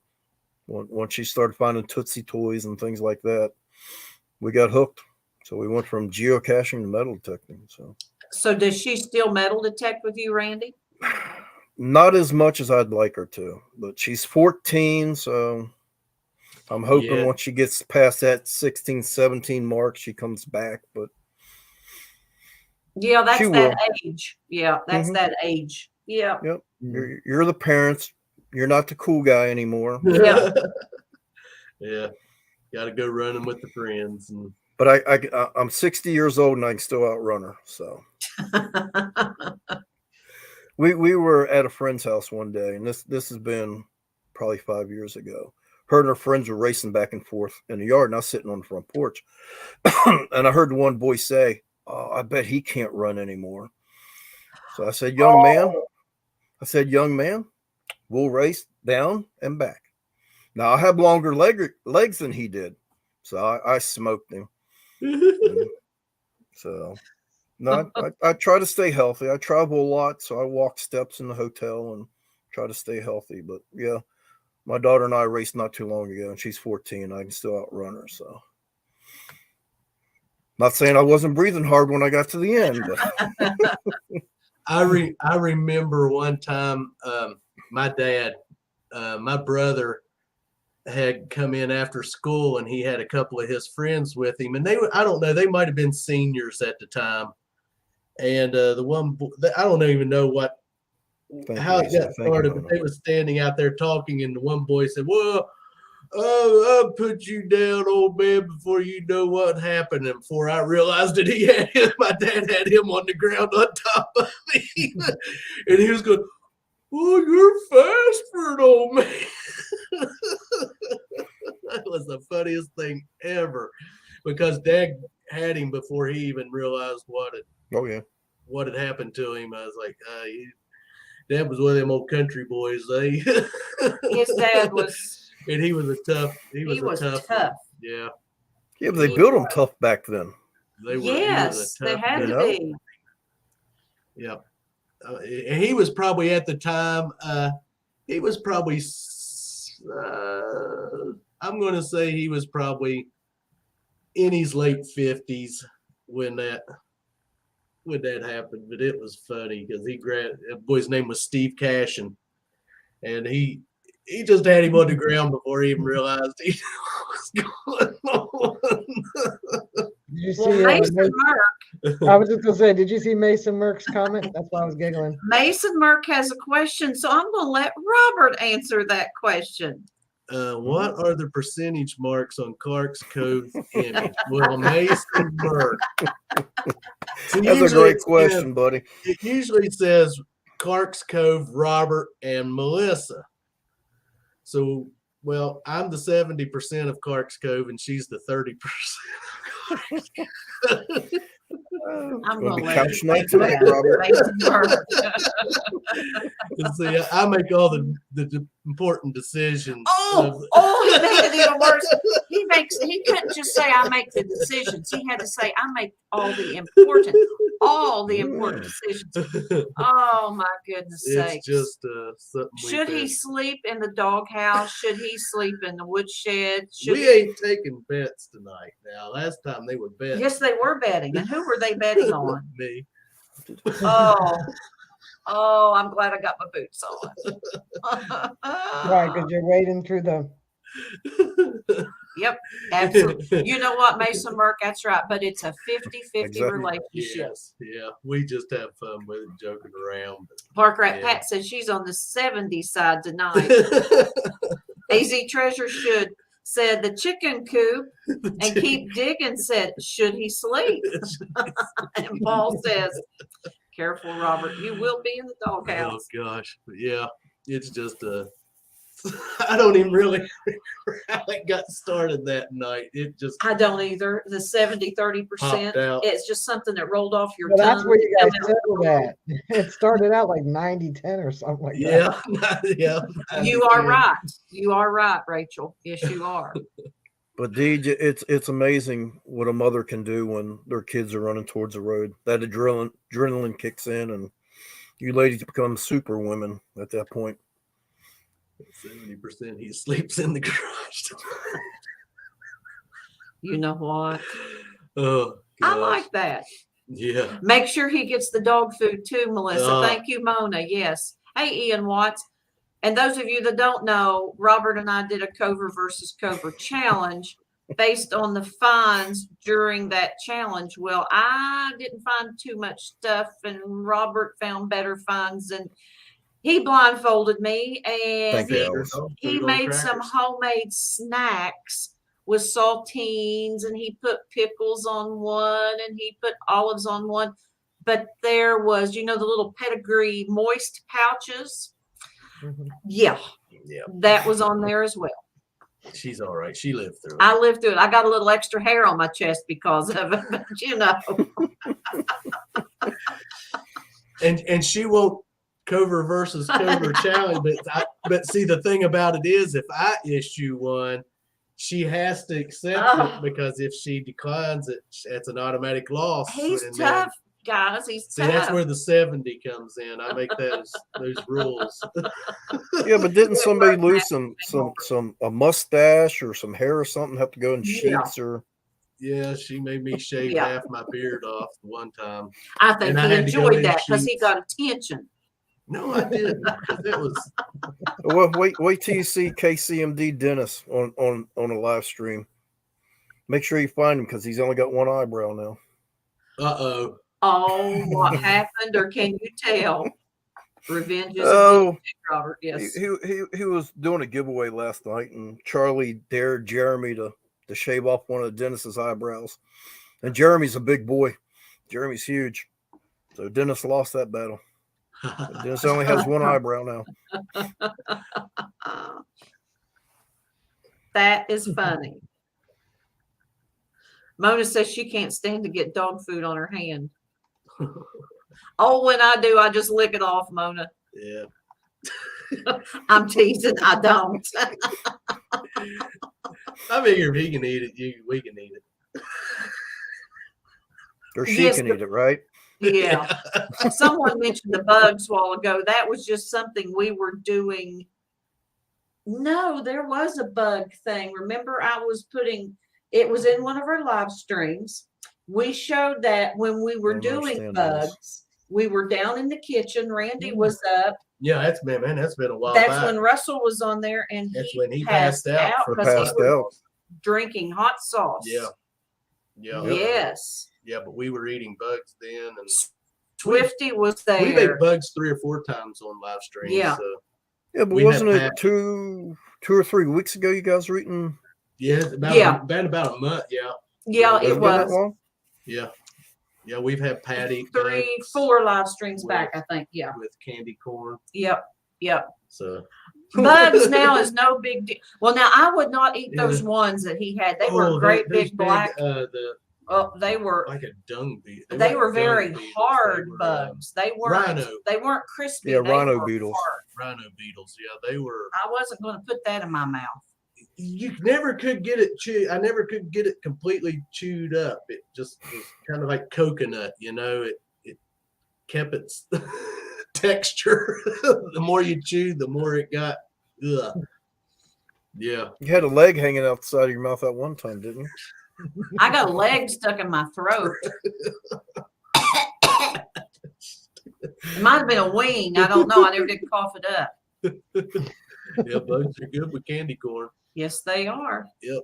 They get the sweet and sour, or not Yep. sweet and sour, but sweet and salty. I mean, Yes, AZ Treasure, they are already dead. They're Yeah. not squirming around. No, No. they are not. Mm-hmm. Well, guys, Mm. it is 10 o'clock and we still have 30 people in the chat with That's us. awesome. Thanks for joining us tonight, Absolutely. everyone. Yes. Oh, So Paul, the- the American Woodland Relics is saying we're making him Making hungry. me hungry talking You gonna about have bugs. Belinda fix you some bug pate or hors d'oeuvres this evening or something? Bug burgers. So not the big the mealworms you guys ate were dead. Yeah, Yeah. yeah. Yeah, I ain't gonna eat. I won't. Well, I thought they were alive. I can't say that I wouldn't, but just to try it one time. I but don't think no, I they can were put a bug in they my were mouth the, and it moving. Mm-mm. They were the dried ones. Yeah. Yeah, and seasoned. Oh, come on, Don. You're the crazy guy. You're the guy with all the different beers and stuff, man. You're not going to eat a bug. Have you seen his shorts? I don't know where he finds all these different kind of beers, but he posts them on his page all the time. Relic Reapers, who I'm talking about. Did Did you see my short? We have to go Titled to. Oopsie? I'm sorry, Something like- Rachel. What did you Did you say? see my short? I titled it Oopsie. But it got the most views on it, 6,000 views or something. No, we haven't. Yeah, I don't I think we uploaded it. have. Thank you, KCMD. That's the thing about the shorts is I don't get Yeah, a if you're lot talking of about the- Relic Reaper, notifications For for channel shorts. shorts. Yeah, I get I'll get a menu feed going across, like, you can scroll to the left. I don't get it on the regular feed. I'll have, suggested videos, then a couple shorts, and those, you swipe over to get the next one or whatever. Or if you hit on that one, then you can swipe up like on Reels. But yeah, I got over 6,000 views on one, and I called it Oopsie because I was behind this farm tractor, and I cut the video at a certain point. So we'll have to go back and check it out. yeah, it's only Because about we 10 don't- seconds long. Yeah, I But I don't. did observe upset everything. one person though, and I told him, hey, it's all in perception. The car that you see in the video was a lot farther away than it looked. It was still close, but not as close as that video made it look. I'll remember that. Oopsie. Oopsie. Yeah, oopsie. It's only like I've only uploaded 2 since then, so Okay. Yeah, Or one. that's what I said.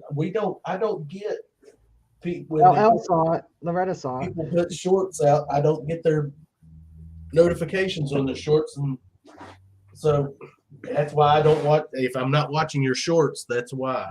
Yeah, Mason Well, Murphy. Mason, it has to do with timing, how long your short is, what you title it, and like don't put too much information on it, and whatever your tags are. I don't really think the tags do anything, to be honest. The hashtags, I really don't. But I don't put any it's mostly hashtag. when you're uploading it and how long it is, and then what your descriptive words are. And don't make it busy because they're shorts. Just keep it.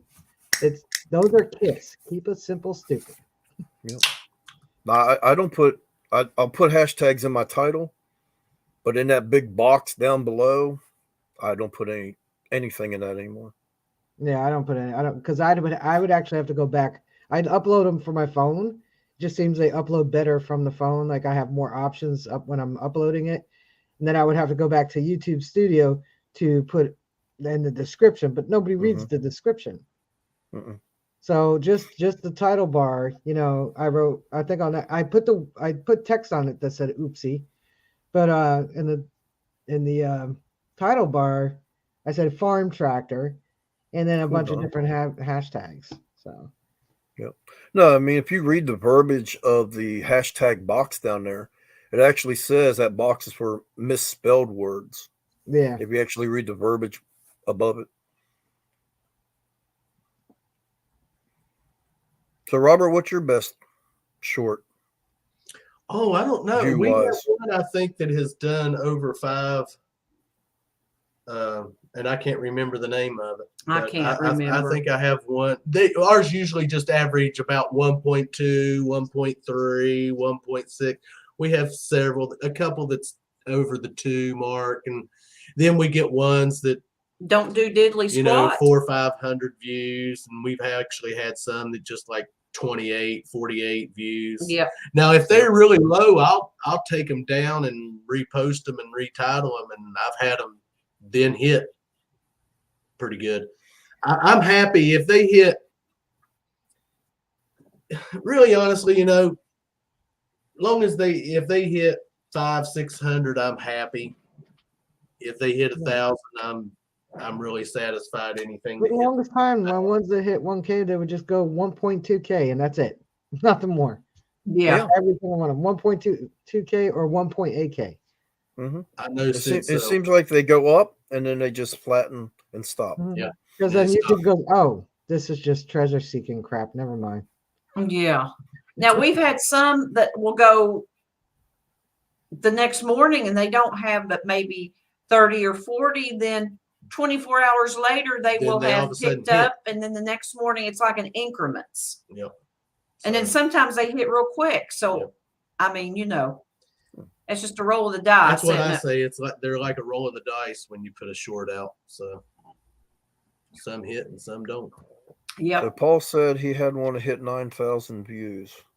Wow. A men wax video. I've seen some. Yeah, but Paul, that wasn't a short, was it? Wasn't that your long form video when you were? Because I remember when he made that video, it was a couple of years ago, with his I think it was petrified wood, if I remember right. It's been a while, but I don't remember it being a short unless he's done a short since. But I remember his long form video; he got a lot of views on it. But we have picked up. I mean, since we started doing the shorts, our views have really done great. And we've picked up subs. The shorts definitely help you with views, and you do get subs. Yep. That will stick because I got 3. So yeah. Yeah, we never increase in subs more than 3 or 4 at a time. Yeah. I mean, I've done them different times, not faithfully, but I have done them several times at the same different time. You know, like Monday at 8 or Tuesday at 3 in the afternoon. You know, I would do 2 or 3, and those ones seem to do real crappy. But Thursday night, for some reason, if I upload one Thursday night, it does well.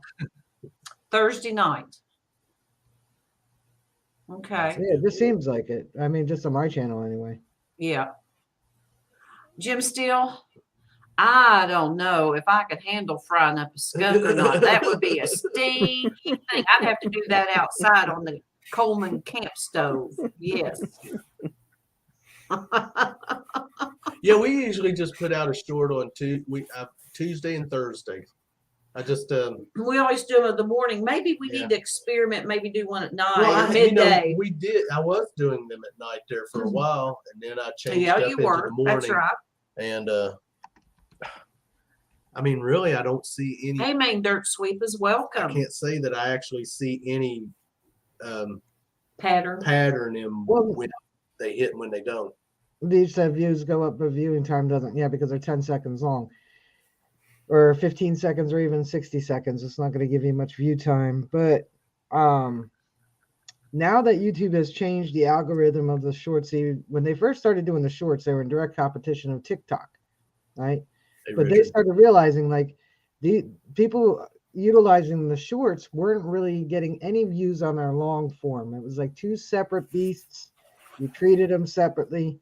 But I didn't really, I think I put out 1 or 2 shorts, maybe like 8 or 9 months ago. But now that YouTube has changed the algorithm and the way they set it up, I mean, I don't remember the complete detail. I'd have to go back and read and do my research again, but it will lead into your long form. So what I'm going to start doing with my shorts is actually just my shorts going to break off right at that point where you're going to have to watch the long form video if you really want to see. It's like a little commercial, a little teaser for your video, your long form. I think we should utilize it that way. We're not going to get 1 million views on, look, I found a seated dime. So you should utilize your shorts to lead into your long form, I think. That's my opinion. Yeah. My opinion is just like everybody else's. We each got one. They're like a-holes, you know, everybody's got one. But that's my opinion. And so that's how I'm going to start utilizing my shorts. I've just been playing with it right now. And I do get some people that watch the shorts that do watch my long form. So they are doing it right. Yep. Yeah, we picked up I look terrible in the shorts. I look like a viewers. Skinny legs and fat gut. So Jim Steele, Rachel, I bet you look great in shorts. Yeah, that's what I was saying. I don't know. I don't. I look like a beetle. Skinny legs and fat gut. I look just like a beetle. And Jim Steele, have you honestly eaten young skunk, or were you joking? But thank you for the compliment, Jim. You rock, dude. Jim Steele's the bee's knees, isn't he? Yeah, I think so. He's a good guy. He is. Indeed. Yep. Yeah, Mona agrees. She likes shorts that teach you to watch a long form video. Here's another thing you can do with your shorts too, if you want to get more than one view on it. If you could do it in your video, when you have a video that you want to use as a short, if you could do it with the video you have. So it's gonna depend on your material. But if you could cut it off so that the beginning the end almost looks like the beginning, you can have it almost loop, and people will watch it 2 or 3 times before they realize that they're watching, a video over and over. Yeah. Mm-hmm. Oh yeah. Or encourage them to comment, because sometimes I read the comments and the video is still going. So they're getting like 50 views from me because I'm like reading the comments. But yeah, if you can get the end, like my Aqua Chicken one almost looks like that. It almost looks like you could loop it almost. I didn't time it that way. I could have probably done so, but where he's talking about that Mountain Dew bottle.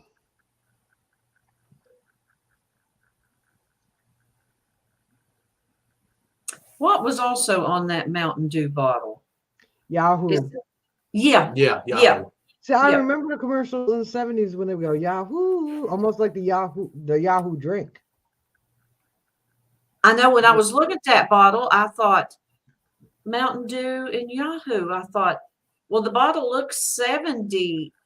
Oh, Jim Steele, you didn't eat a kitten. Kittens taste great. Oh God. To answer your question, Mason Merck, some live streams, they make everybody have the blue wrench, the coveted blue wrench. The blue wrench is to be a moderator. Some channels will make everybody blue so you can share and go to each other's channels. Some channels use the moderators still as moderators. And I think YouTube actually changed that, because now you have managing moderator. So I think they realize a lot of people are just making everybody blue so you can share amongst yourselves and go to each other's channels. Because before that, you could. I think Mason Burke is now blue. Yeah, I just made you give you a wrench, Mason Merck. So now you can share your channel. Right. And you can go over and check out other channels. Right. But they used to, before, I think it was like maybe a year and a half ago or so, or maybe 2 years now. I don't know the time length, how long it's been. But you used to be able to go to other channels. At first you could go whether you were on your phone or the computer. Then you had to be on the computer to go to each other's channels. You didn't need the wrench. But now everybody, needs a wrench to go to each other's channels. And I think YouTube's caught on to that. So now they can make you, the host of the stream, make you a managing moderator. So that's one step above just being a blue wrench. And guys, that's something Clark's Cove wants to apologize for, because on our live streams, we're on just looking on the StreamYard. So I don't see if you're blue or not. We don't see if you're blue or not. And so, yes, that's I try to catch. And I can see if you're blue or not, but I can't do anything about it because I'm in my chat. Unless you made me a managing moderator, then. I want to think I have, Rachel. I want to think I made you unmoderate, because I did do that in my stream Wednesday night, because I truly needed, I didn't know who all was going to be there. So the first couple of my mods came in, I made them managing moderators, because I didn't know if any of the adult, the adult toddlers were going to be in the chat or not. Right, right. Yeah. Well, I think I do. I'm not sure. Yeah, Casey. Hi, AU Diver. Everybody's different. I don't How are fault you? anybody for, giving everybody the blue wrench so they could share amongst themselves. I've got nothing against that. And then like you, there's some, like I'm the same. I have a few moderators. So neither one's wrong. Hey, AU Diver 79. Yes, welcome. I think it's right to keep so everyone can go to, I love that where you can click go to their channel. Mm-hmm.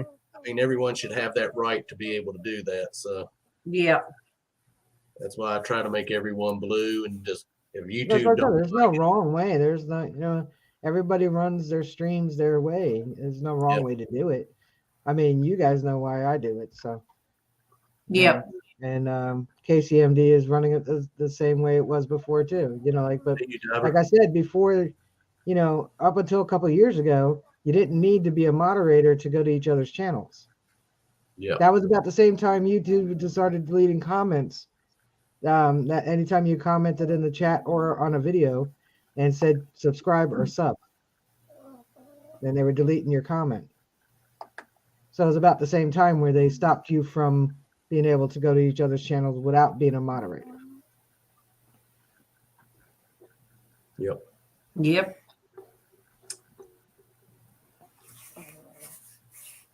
But yeah, I like having where everyone can just, they can just go ahead and click on each other's channels and go over to them. Yeah, that's what I said. There's no wrong way to do it. Yeah. It just, you do Yes, it is a lot it's easier. in the way you want to do it. It's your stream. There's no wrong way. it does make it easier to check other people out. It does. Yeah, but remember, if you go to a channel and you subscribe, make sure you watch a video and comment so it sticks. Yes.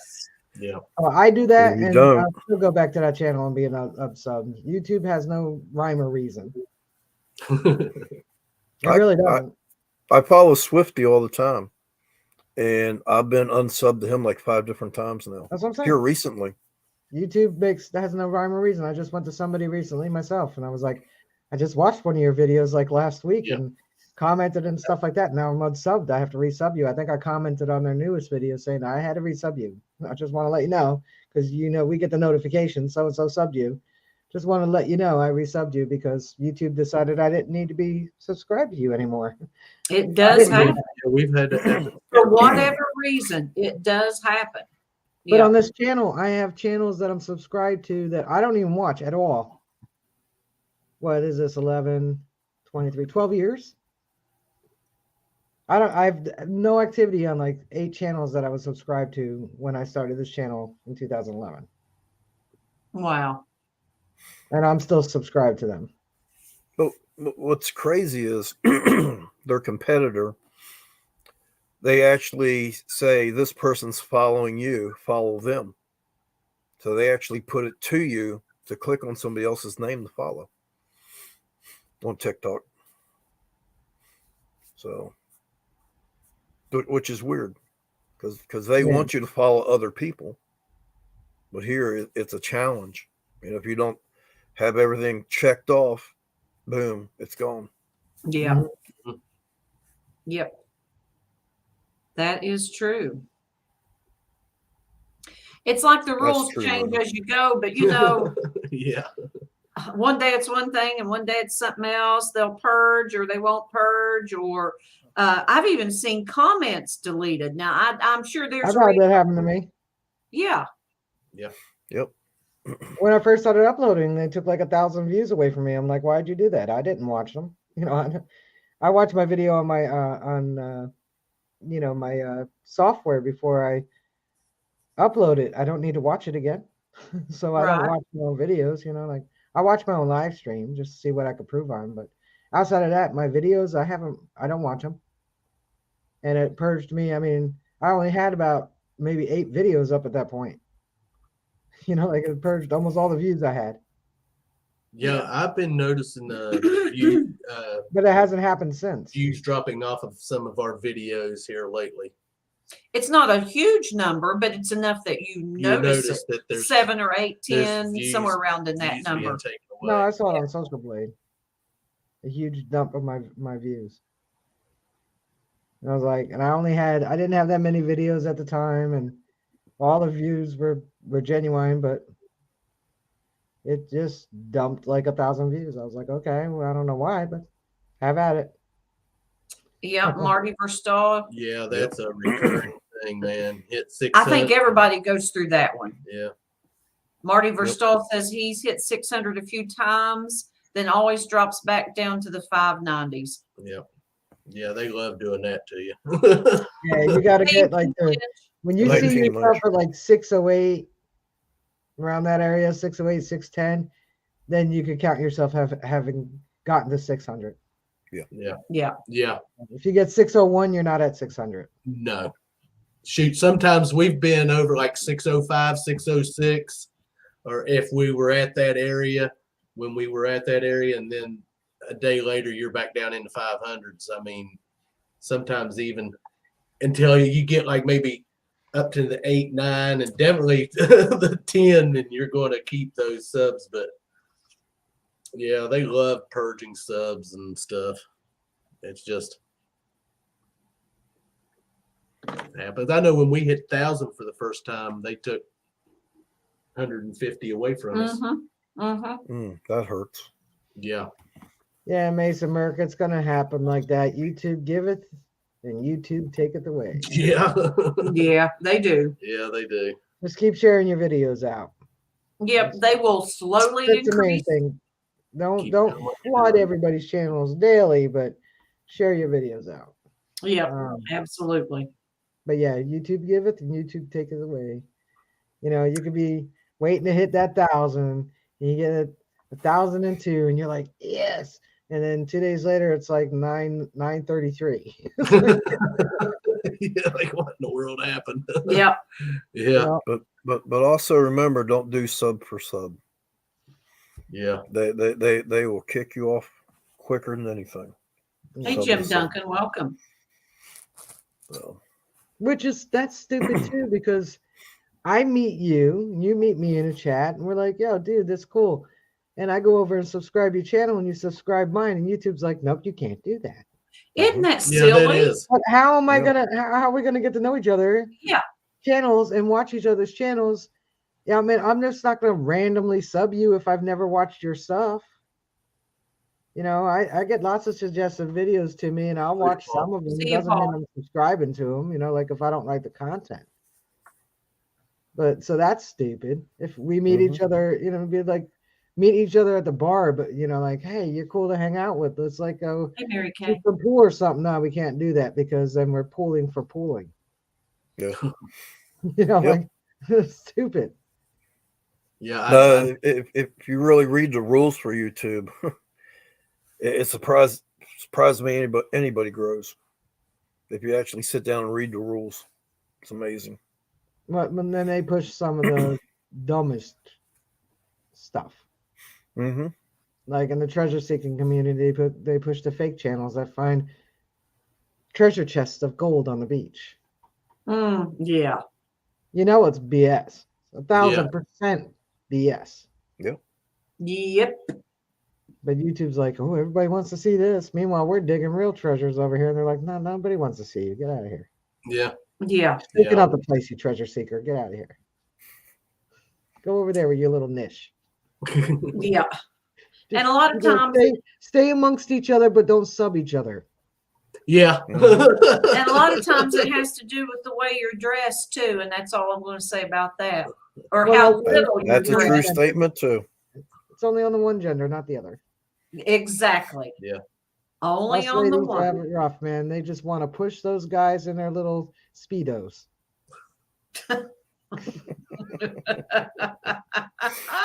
We just can't compete. Oh God. So Mary said she's been over 103 times. Mary Kay. Yeah. Yeah, It's hard. It happens. It is. But It once does. you get 5 or 6 over the number, even 10 over the number that you're looking for, or your next goal, then you can count it as your goal. Because it seems like, if you get 101, 103, or even if you're at 500, 501, 503, or sometimes even 507, you'll wake up the next day under 500. So Yeah. I Yeah. would never count it till it was at least, 8 or 10 over the number I'm hoping to achieve. Marty Verstahl. If Robert would just show more cleavage. And KCMD says if only he had bigger boobs. Okay, Mr. One Eyebrow. Yeah. Put your camera in portrait mode, then set the lighting to whatever, and then when you pan down in an outward motion like this and come back, and then it will certainly look like you have boobs. Oh goodness. Jim said, so I got to wear a Speedo? Is that the trick? I don't think Mason would go with me anymore. No, Dad. I don't want to be around you. Oh goodness. Boobs. Yeah. You know, guys, I said it a while ago, we've got 29 is still yet in chat, and we're coming up on 10:30. That is awesome. Yes, we appreciate each and every one of you all that's hanging around here with us this evening. We Yeah. truly do. And we know that I'm sure Rachel has stuff she needs to do, and Randy probably has got things he needs to do, but we are enjoying it so much. But we are going to let you guys go here real Yeah. shortly. Yeah, we'll hang in for a few more. Hey, well, Just- let me show you two more things before you kick Sure. everybody We'll out. make you bigger, yes. So I found this at a park the other day. It's a crown. It's a little ring. Oh, I that's see so that. cool. If I can turn it right for the camera, it'll be good. There you go. It's not real. It's But some still, little kid's It's ring that they cute. lost. It is cute. Thank you, Alice. So then I found this. This is a bucket Thank lister. you, This Mona. this was barely Thank in the you. ground, so I think it was a fresh drop. oh, Now, is It's that a tight- spinner? No, it's titanium. It's a man's ring. It's titanium. titanium. Oh, wow. It's my first. I'm trying to get it. There's all kinds of diamonds. I'm not good at this. I seen them sparkle there. Yeah, there's three and one in the center, and then another three or four. Me either, Mary Kay. That's cool. Mm-mm. But yeah, I mean that thing rang up nicely. No, Me you're too, good. Mary Kay. You're good, What else Robert. you got, Thank you. Randy? Now, have you ever found anything you've got to return to an owner? Or Yes, I was metal detecting a yard, and this is actually in one of my videos, earlier videos. I was metal detecting a yard when I found a 14 karat gold ring, and it had Michael, and I can't remember the other child's name on it. It was a Mother's Day ring that the kids had bought and given to their mom. She lost it, and 10 years later, I did their yard and found it. wow. Now I knew the family, so I knew it belonged to her. So when I had it in my hand, I said, "Hold out your hand. I got something for you." And she thought it was a bug. So I dropped that ring in her hand, and she looked at it, and the tears started. Oh, So, yep, I returned that. She kept it, and that's cool. yep. So no, it's always a good feeling when you can return something. That's I guess a bucket lister that I if you want to call that a bucket lister to do is to find a ring to return to someone. We found that Melissa found a cell phone we returned one time, but Yeah. I know that girl was happy to get it back, but I mean to see someone give someone a ring back, that they Something lost personal would like be- that. Yes, Yeah. that would be really wonderful to be able to do. Yeah, It would be. definitely. Yep. The cell phone I found, it was a case and it opened up and it had like her credit man, it cards and had her- ID and Her stuff in it. driver's license, and Yes. credit cards, and of course they had already canceled all her credit and credit cards and stuff. But Mm-hmm. I guess she had left it on top of her car. She let And drove that's what away. But she She said, left- yeah. and then I guess when she stopped at the red stop sign, it slid right, off. right over into the grass. So, Mm. yep. So we was glad to get that back to her. It was Yes. that was cool. So I guess, but still, a ring is that. would be Yeah. Is the- yeah. Yeah, That would be- when the tears started, it was touching. I'm sure it was. Jim Steele, Marty, and I don't even wear underwear. Oh, Jim Oh, Steele. gosh. goodness sakes. What in the world? I got them started on that. Jeez. Talking about the The Speedos, yes.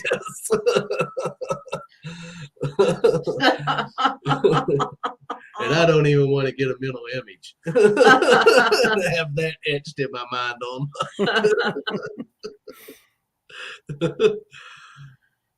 Dennis says his best return had been lost for 88 years and was able to return it to the family as both people on the item had passed away. Yeah. Oh. And that's something. Yep. Definitely. That would be. Yeah, it would be. I know I found the little, remember back last summer, I found that little baseball pendant that had tri-state champions. Yes, you did. And I'd asked the neighbor if how long the people that was living, because I was doing the curb strip in front of this house, and that's where I found it. And then I asked the neighbor if he knew those people that lived in that house and how long they had lived there. See you, Mason Merck.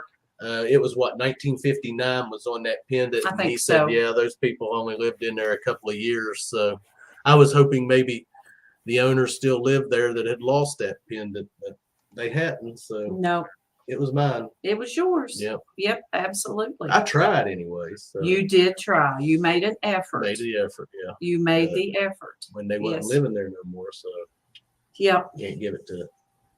I wasn't going to give it to the new owners. Right. No, absolutely Not when I not. found it out on the curb strip. Absolutely not. Yeah. So yeah.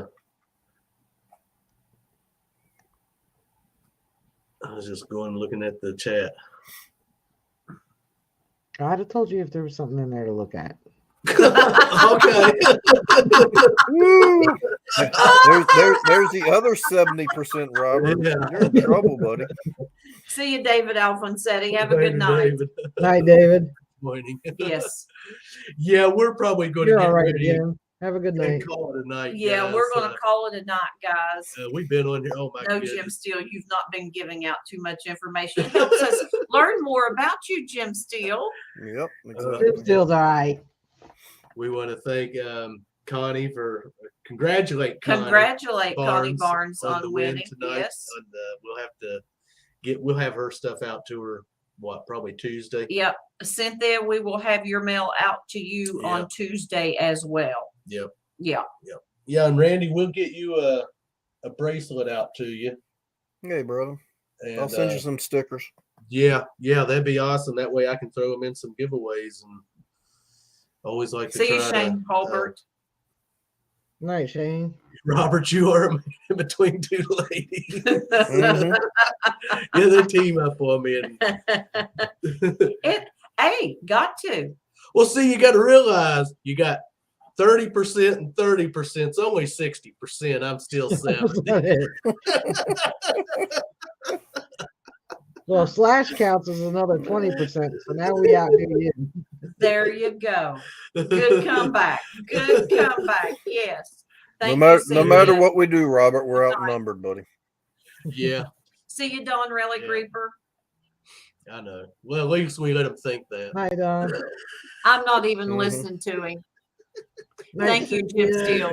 Steele. Thank Marty. you. Good night, all. Very good. Woo. But yeah, we're Good going to get idea. ready, and it's been a great night. It has been. It goes by too It's been a fast. relaxed evening. Yeah, It has been relaxed. Yeah. Mary it always Kay. it goes by too fast. It goes by quickly. It does. But we always have a good time with Yes, we do. seeing you guys come Tom in and Kingery. hang out with us. See you, Tom Kingery, Cover for Life 135. Yeah, I don't know. Shoot, it's 10:30. I'm sure there's some other channels out there probably doing live streams. Go over and check them Yep. out, or whatever's going on. We've got to go Usually down. when- I've got to go down. When Get we Sam. finish our live stream, sometimes we'll go over if he's still live. we'll Adventures go with over and Goat. get Adventures with Yeah. Goat. But usually he's done See you, LL. signed Good off night. by the time we get All right, Loretta. done, and then Oh, Looter 8.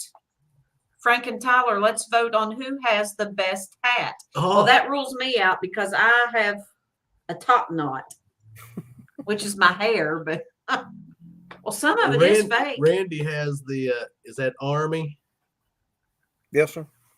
So Yes, Jim And Steele. so I have to go with the arm. You know, our military guys are always Hey appreciated. man, you could buy an army hat anywhere, but how often do you Can't get a OG Jersey kid Ray hat? Diggs hat anywhere.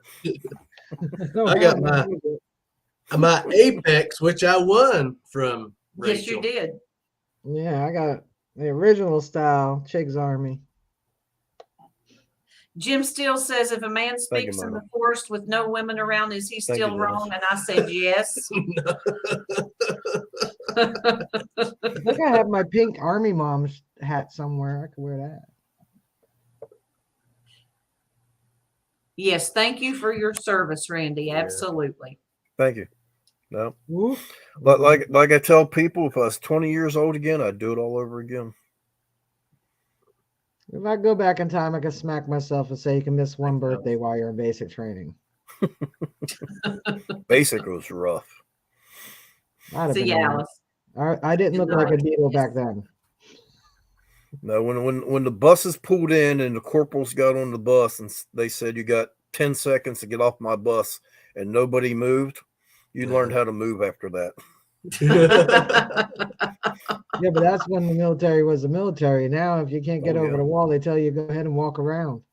Mm-hmm. You They can't can't get even over that they wall. can't even do Walk this around. anymore. They got to go like this. Yeah. Mm. The soft military now. Mm-hmm. You can't hurt No, we their had- feelings. Yeah, no, we had one guy that just wouldn't listen, didn't want to do anything, and all that. And the corporals told everybody to get done their shower early, because they knew this one guy would stay in there. So the drill sergeant went into the bathroom. You heard a thump, and the drill sergeant walked back out. And that boy was totally different the next day. Yeah, I don't know when they can't hurt their feelings. My son was like super annoyed when he was in basic. He's like half of his Yes, unit Jim. was out on disability. They sprained their pinky, like literally sprained their pinky. Mm-hmm. And I said, well, don't get frustrated and mad because they're sitting Thank you, out. Mona. They have to do basic all over again. They're not going to graduate them through basic. Mm-mm. But I did watch his video, and they had the PT course in there, and I heard the drill sergeant, when they were doing PT, he's like, you can't get over that wall. Well, then just go around. Are you serious? That's what I said. I was like, aren't they supposed to be toughening these kids and young adults up? Aren't they supposed to be breaking the mama and daddy out of them and giving them a sense of confidence of their own abilities? Yep. And one way to do it is you got to break them down to build them up. Mm-hmm. No, like when we went through the induction station, got shots in both arms and all that. First thing they made us do after we got our shots was push-ups. Go do push-ups. Do push-ups. Oh my God, my arms are killing me. Next day, your arms hurt from all the shots. Do push-ups. Mm. Now our barracks, our barracks was on the third floor, and we had one guy that just couldn't make a bunk. And you're still learning, so you didn't help him. So we come back in after a 12-mile speed march, and drill sergeant lined everybody up, and they said, well, since Private so-and-so doesn't know how to make a bunk and nobody can help him, we're going to do bunk drills. Now, we're 3 stories up. So he says, you got 60 seconds to bring me your pillowcase. So you got 30 guys running up steps, coming back with a pillowcase. Now you got 25 seconds to bring me your pillow. We got all the way down to the mattress before he stopped. And he said, Private so-and-so better not have a problem making a bunk tomorrow. Did Private so-and-so have a problem making a bunk the next day? Nope. Nope. So we're on half tank trainers, because I was in the tow unit and we killed tanks. We trained on that thing the whole day, and we lined up to march back to the barracks. My drill sergeant was 6'5". A timber rattler came out from underneath that when we were lining up to march back. Hey, the drill Evan. sergeant cut its head off, and the drill sergeant grabbed the snake by its tail and held it up in the air, and that snake came down and out. It was Oh it was my huge. And we were on that gosh. thing all day long training. Mm. Oh my gosh. But no, if I was 20 years old, I'd do it all over again. Mm. It's crazy. Yep. I hate snakes. Oh, That's all you took from that. shoo, shoo, shoo. Snakes taste good. They taste like chicken. I would try one. Jim Steele says he died running around the track. They set us down until the ambulance got there, then went back to running. Yeah, I told him there was a guy in my dad's basic that died during basic training too. They were doing live round training drill underneath the barbed wire, belly crawl, and they had live rounds, and he stood up. Oh. Yeah, they tell you not to stand up.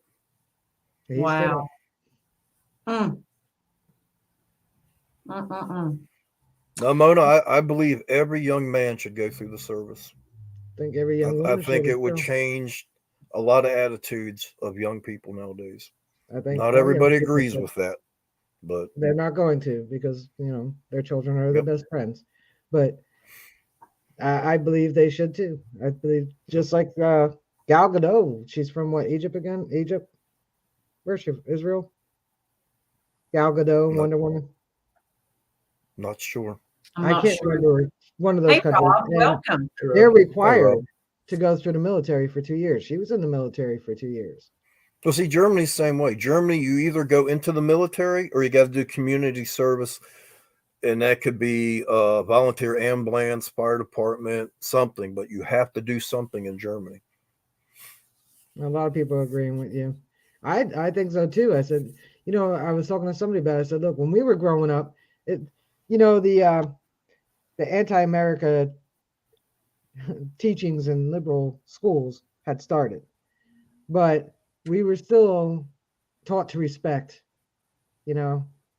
which is what you'll get in the military. And and lots of my generation enlisted out of school. They didn't have to be cajoled into it. They wanted to.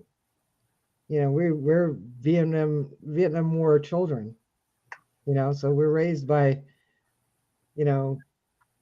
I guess most of us were not raised by the hippies, because we all wanted to serve. And not dissing hippies. My mother was one, but my dad served. And but I noticed the shift and change, in the last 30 years. And I know the military's hurting. They're not enlisting like they used to, there's not as many enlisting, and they've coddled them, I guess, to retain them, because really our military's weak. Yeah, but there's enough veterans and people in the U.S. that own guns that nothing would ever happen. No, I know, but I'm saying, like, it's just I see it from the outside. I don't watch mainstream media, and I don't watch the mainstream news, but I do know that the numbers. I mean, they've been closing bases since the 90s. It's not because we have too many soldiers. They just closed Fort Monmouth here, which was officers training for nearly 100 years. Isn't that crazy? And it's not because they have a surplus of officers. Yep. Yeah. Well, what are you gonna do? Yep. Let's just hope that we don't ever need them. Absolutely. Yeah. You are right. You are right. Well, guys, we're going to get ready and yeah, we've got 23, and yes, I know Rob just joined us, and Nick Molnar, but we're going to get ready. You all got to start taking a cue from me. I see him popping in, and I'm just like, "Hey, you're late. I'm getting up now." Rob just woke up. Yeah, he's got a pot of coffee on too. Yeah, there you go, Rob. Yep. That sounds good. I think I'm going to go make a cup. Oh, if I drank coffee right now, I would not go to sleep. No. Bother me a bit. Really? Yep.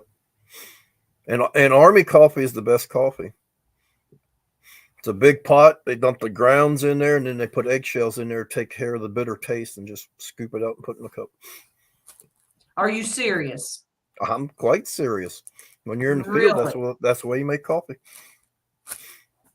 So then you have particles in your cup of coffee, the grounds or eggshells and stuff. Mhm. Okay.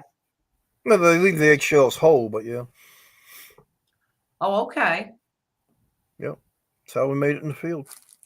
When I used to do these hiking journeys when I was a kid, we made, just boil the water. We had coffee grinds and a filter, and that's it. So you didn't want to be the first one, but you also didn't want to be the last one to get a cup. So you kind of want to time it right in the middle. You get the perfect cup. If you didn't get, okay, you're done. Let's put new grinds in here. It was one set of in a filter for all of us, and there was about 12. So I tried to time it so I was about third or fourth. You get that timing right. Yeah. Now I see, do Rachel, love a good cup of coffee. Mhm. Yeah, See, from time Rachel, we really got to know each other tonight. Yeah, we did. Yep. Yep. Awesome. Good deal. Well, we are going to end it on that note, guys. Yeah, Randy, I'm going to throw you in the back room. Just hang in there for a minute. Just one Yeah. last moment here. A thing I got to say, Jim Steele says, Randy, helps if you put Jack Daniels in it too. Jack is good in anything you do. But yeah, Yeah. we'll put you in the back room and we will be right back there Yep. with you shortly. We want to thank you, Randy, for being our Absolutely. guest tonight. And Thank you. anyone out there, if you're not subbed to Randy, go over and sub to his channel and check him out. And, Yep. Metal detecting with leave him a Randy. comment. And he'll have to wait a few days to sub you back because you can't sub each other right away because YouTube don't like that. Now Yeah. you know what I do, Rachel, is like the young boy in there earlier. He said he subbed Night, 5 people tonight. Good night, So I'll put his name on a list of people that I need to go sub. So I wait 3 to 5 days, then Yeah. I'll go after that. So I got a list of people that it's ongoing. So it's not sub to Thank sub. you, Deej. All right, with that, Good deal. I'll say good night, all. We'll see you in a minute, We'll Randy. see. Just We hang won't in, keep you long, yeah, Randy. Just hang in the back Oh, you're room. fine. I got plenty of time. Okay. Awesome. Awesome. Yes. Want to thank Randy for being our guest Absolutely, tonight. we do. Absolutely. And Been a- as always, been a good thank time. Jersey Ray Diggs for being our co-host. Yep. Absolutely couldn't do it without her, and glad she's home safe from Yep. Digstock. Digstock. Absolutely. So Rachel, hang in with us for a few minutes. We'll be right back with you. I'm Yep. hanging. And we won't keep you long. We know No. Slash is waiting on his mommy. Yeah. I mean, she's hanging. All righty, guys. Everyone that joined us late. Yes. Yeah, we understand. But We thanks do for stopping understand. by. We just Rob, thank you for Nick. stopping by. Yes, We always absolutely. appreciate it. Thanks, Deej, Mona, Good night, Mona. Connie. Congratulations on the Absolutely. win tonight. We'll get your mail out to you probably around Tuesday. It and, might be Wednesday. maybe Wednesday. But Yeah. we'll let you know when we get it in the mail. And Absolutely. heading your way. We still have 17, and we want to thank each and every last one of them you. Yep. always for joining us here live from the command center on Saturday nights with See you, conversations. Jimmy. And Good night. we've been really enjoying our live streams with everyone. Yes, we have. And, plan on being back next Saturday unless something was to come up. Of course, we'd let everyone know. Yep. Other than that, we've got Digging Sundays tomorrow night. Yep, Starts at we 6 sure do. o'clock with Metal Mike and Persis, and then Team Lynch, and then Clark's Cove and Texas Plug Riches. And I think in another, is it next weekend that Next DNL weekend, Treasure, DNL Treasures I will think be it's going to joining be us. joining Yes. us next weekend for the lineup. And Yep. We're looking forward to that. We love you too, Mona.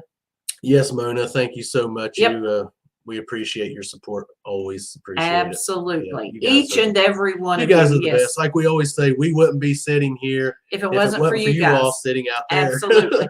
Absolutely. You are the greatest bunch of supporters Folks. and folks that Yep. you could ask for. I mean, Absolutely. can't say enough about you. Absolutely cannot. But And I'm going to start rambling. he And I'm started. going to let these people go. They got things to That's do. what I was getting ready to say. Snacks Come on, to Robert. fix and Yep. shows to watch and stuff like that. And like I said, we'll be back next Saturday. Yes, we will. Same time, same Yep. place, with another guest. More than likely, we'll have another guest. Yep. If we don't, we'll just do something, whatever. Yeah, Hang we'll out. figure it out. We'll figure it out. We always do. Are you going to finish my sentences for me? We always do. All righty, guys. You all have a great weekend. Be safe when you're out traveling. If you're traveling, if you're going metal detecting tomorrow, may your finds be gold, silver, bucket listers, Relics. yeah, whatever all that you're good looking, stuff. all that good stuff, and be safe. And like we always say, if you lose it, we find it. And we'll see you guys on that next good. Cover find. We Thanks love you. Thanks Good for night. joining, everyone. We'll see you next weekend. And we'll end the broadcast.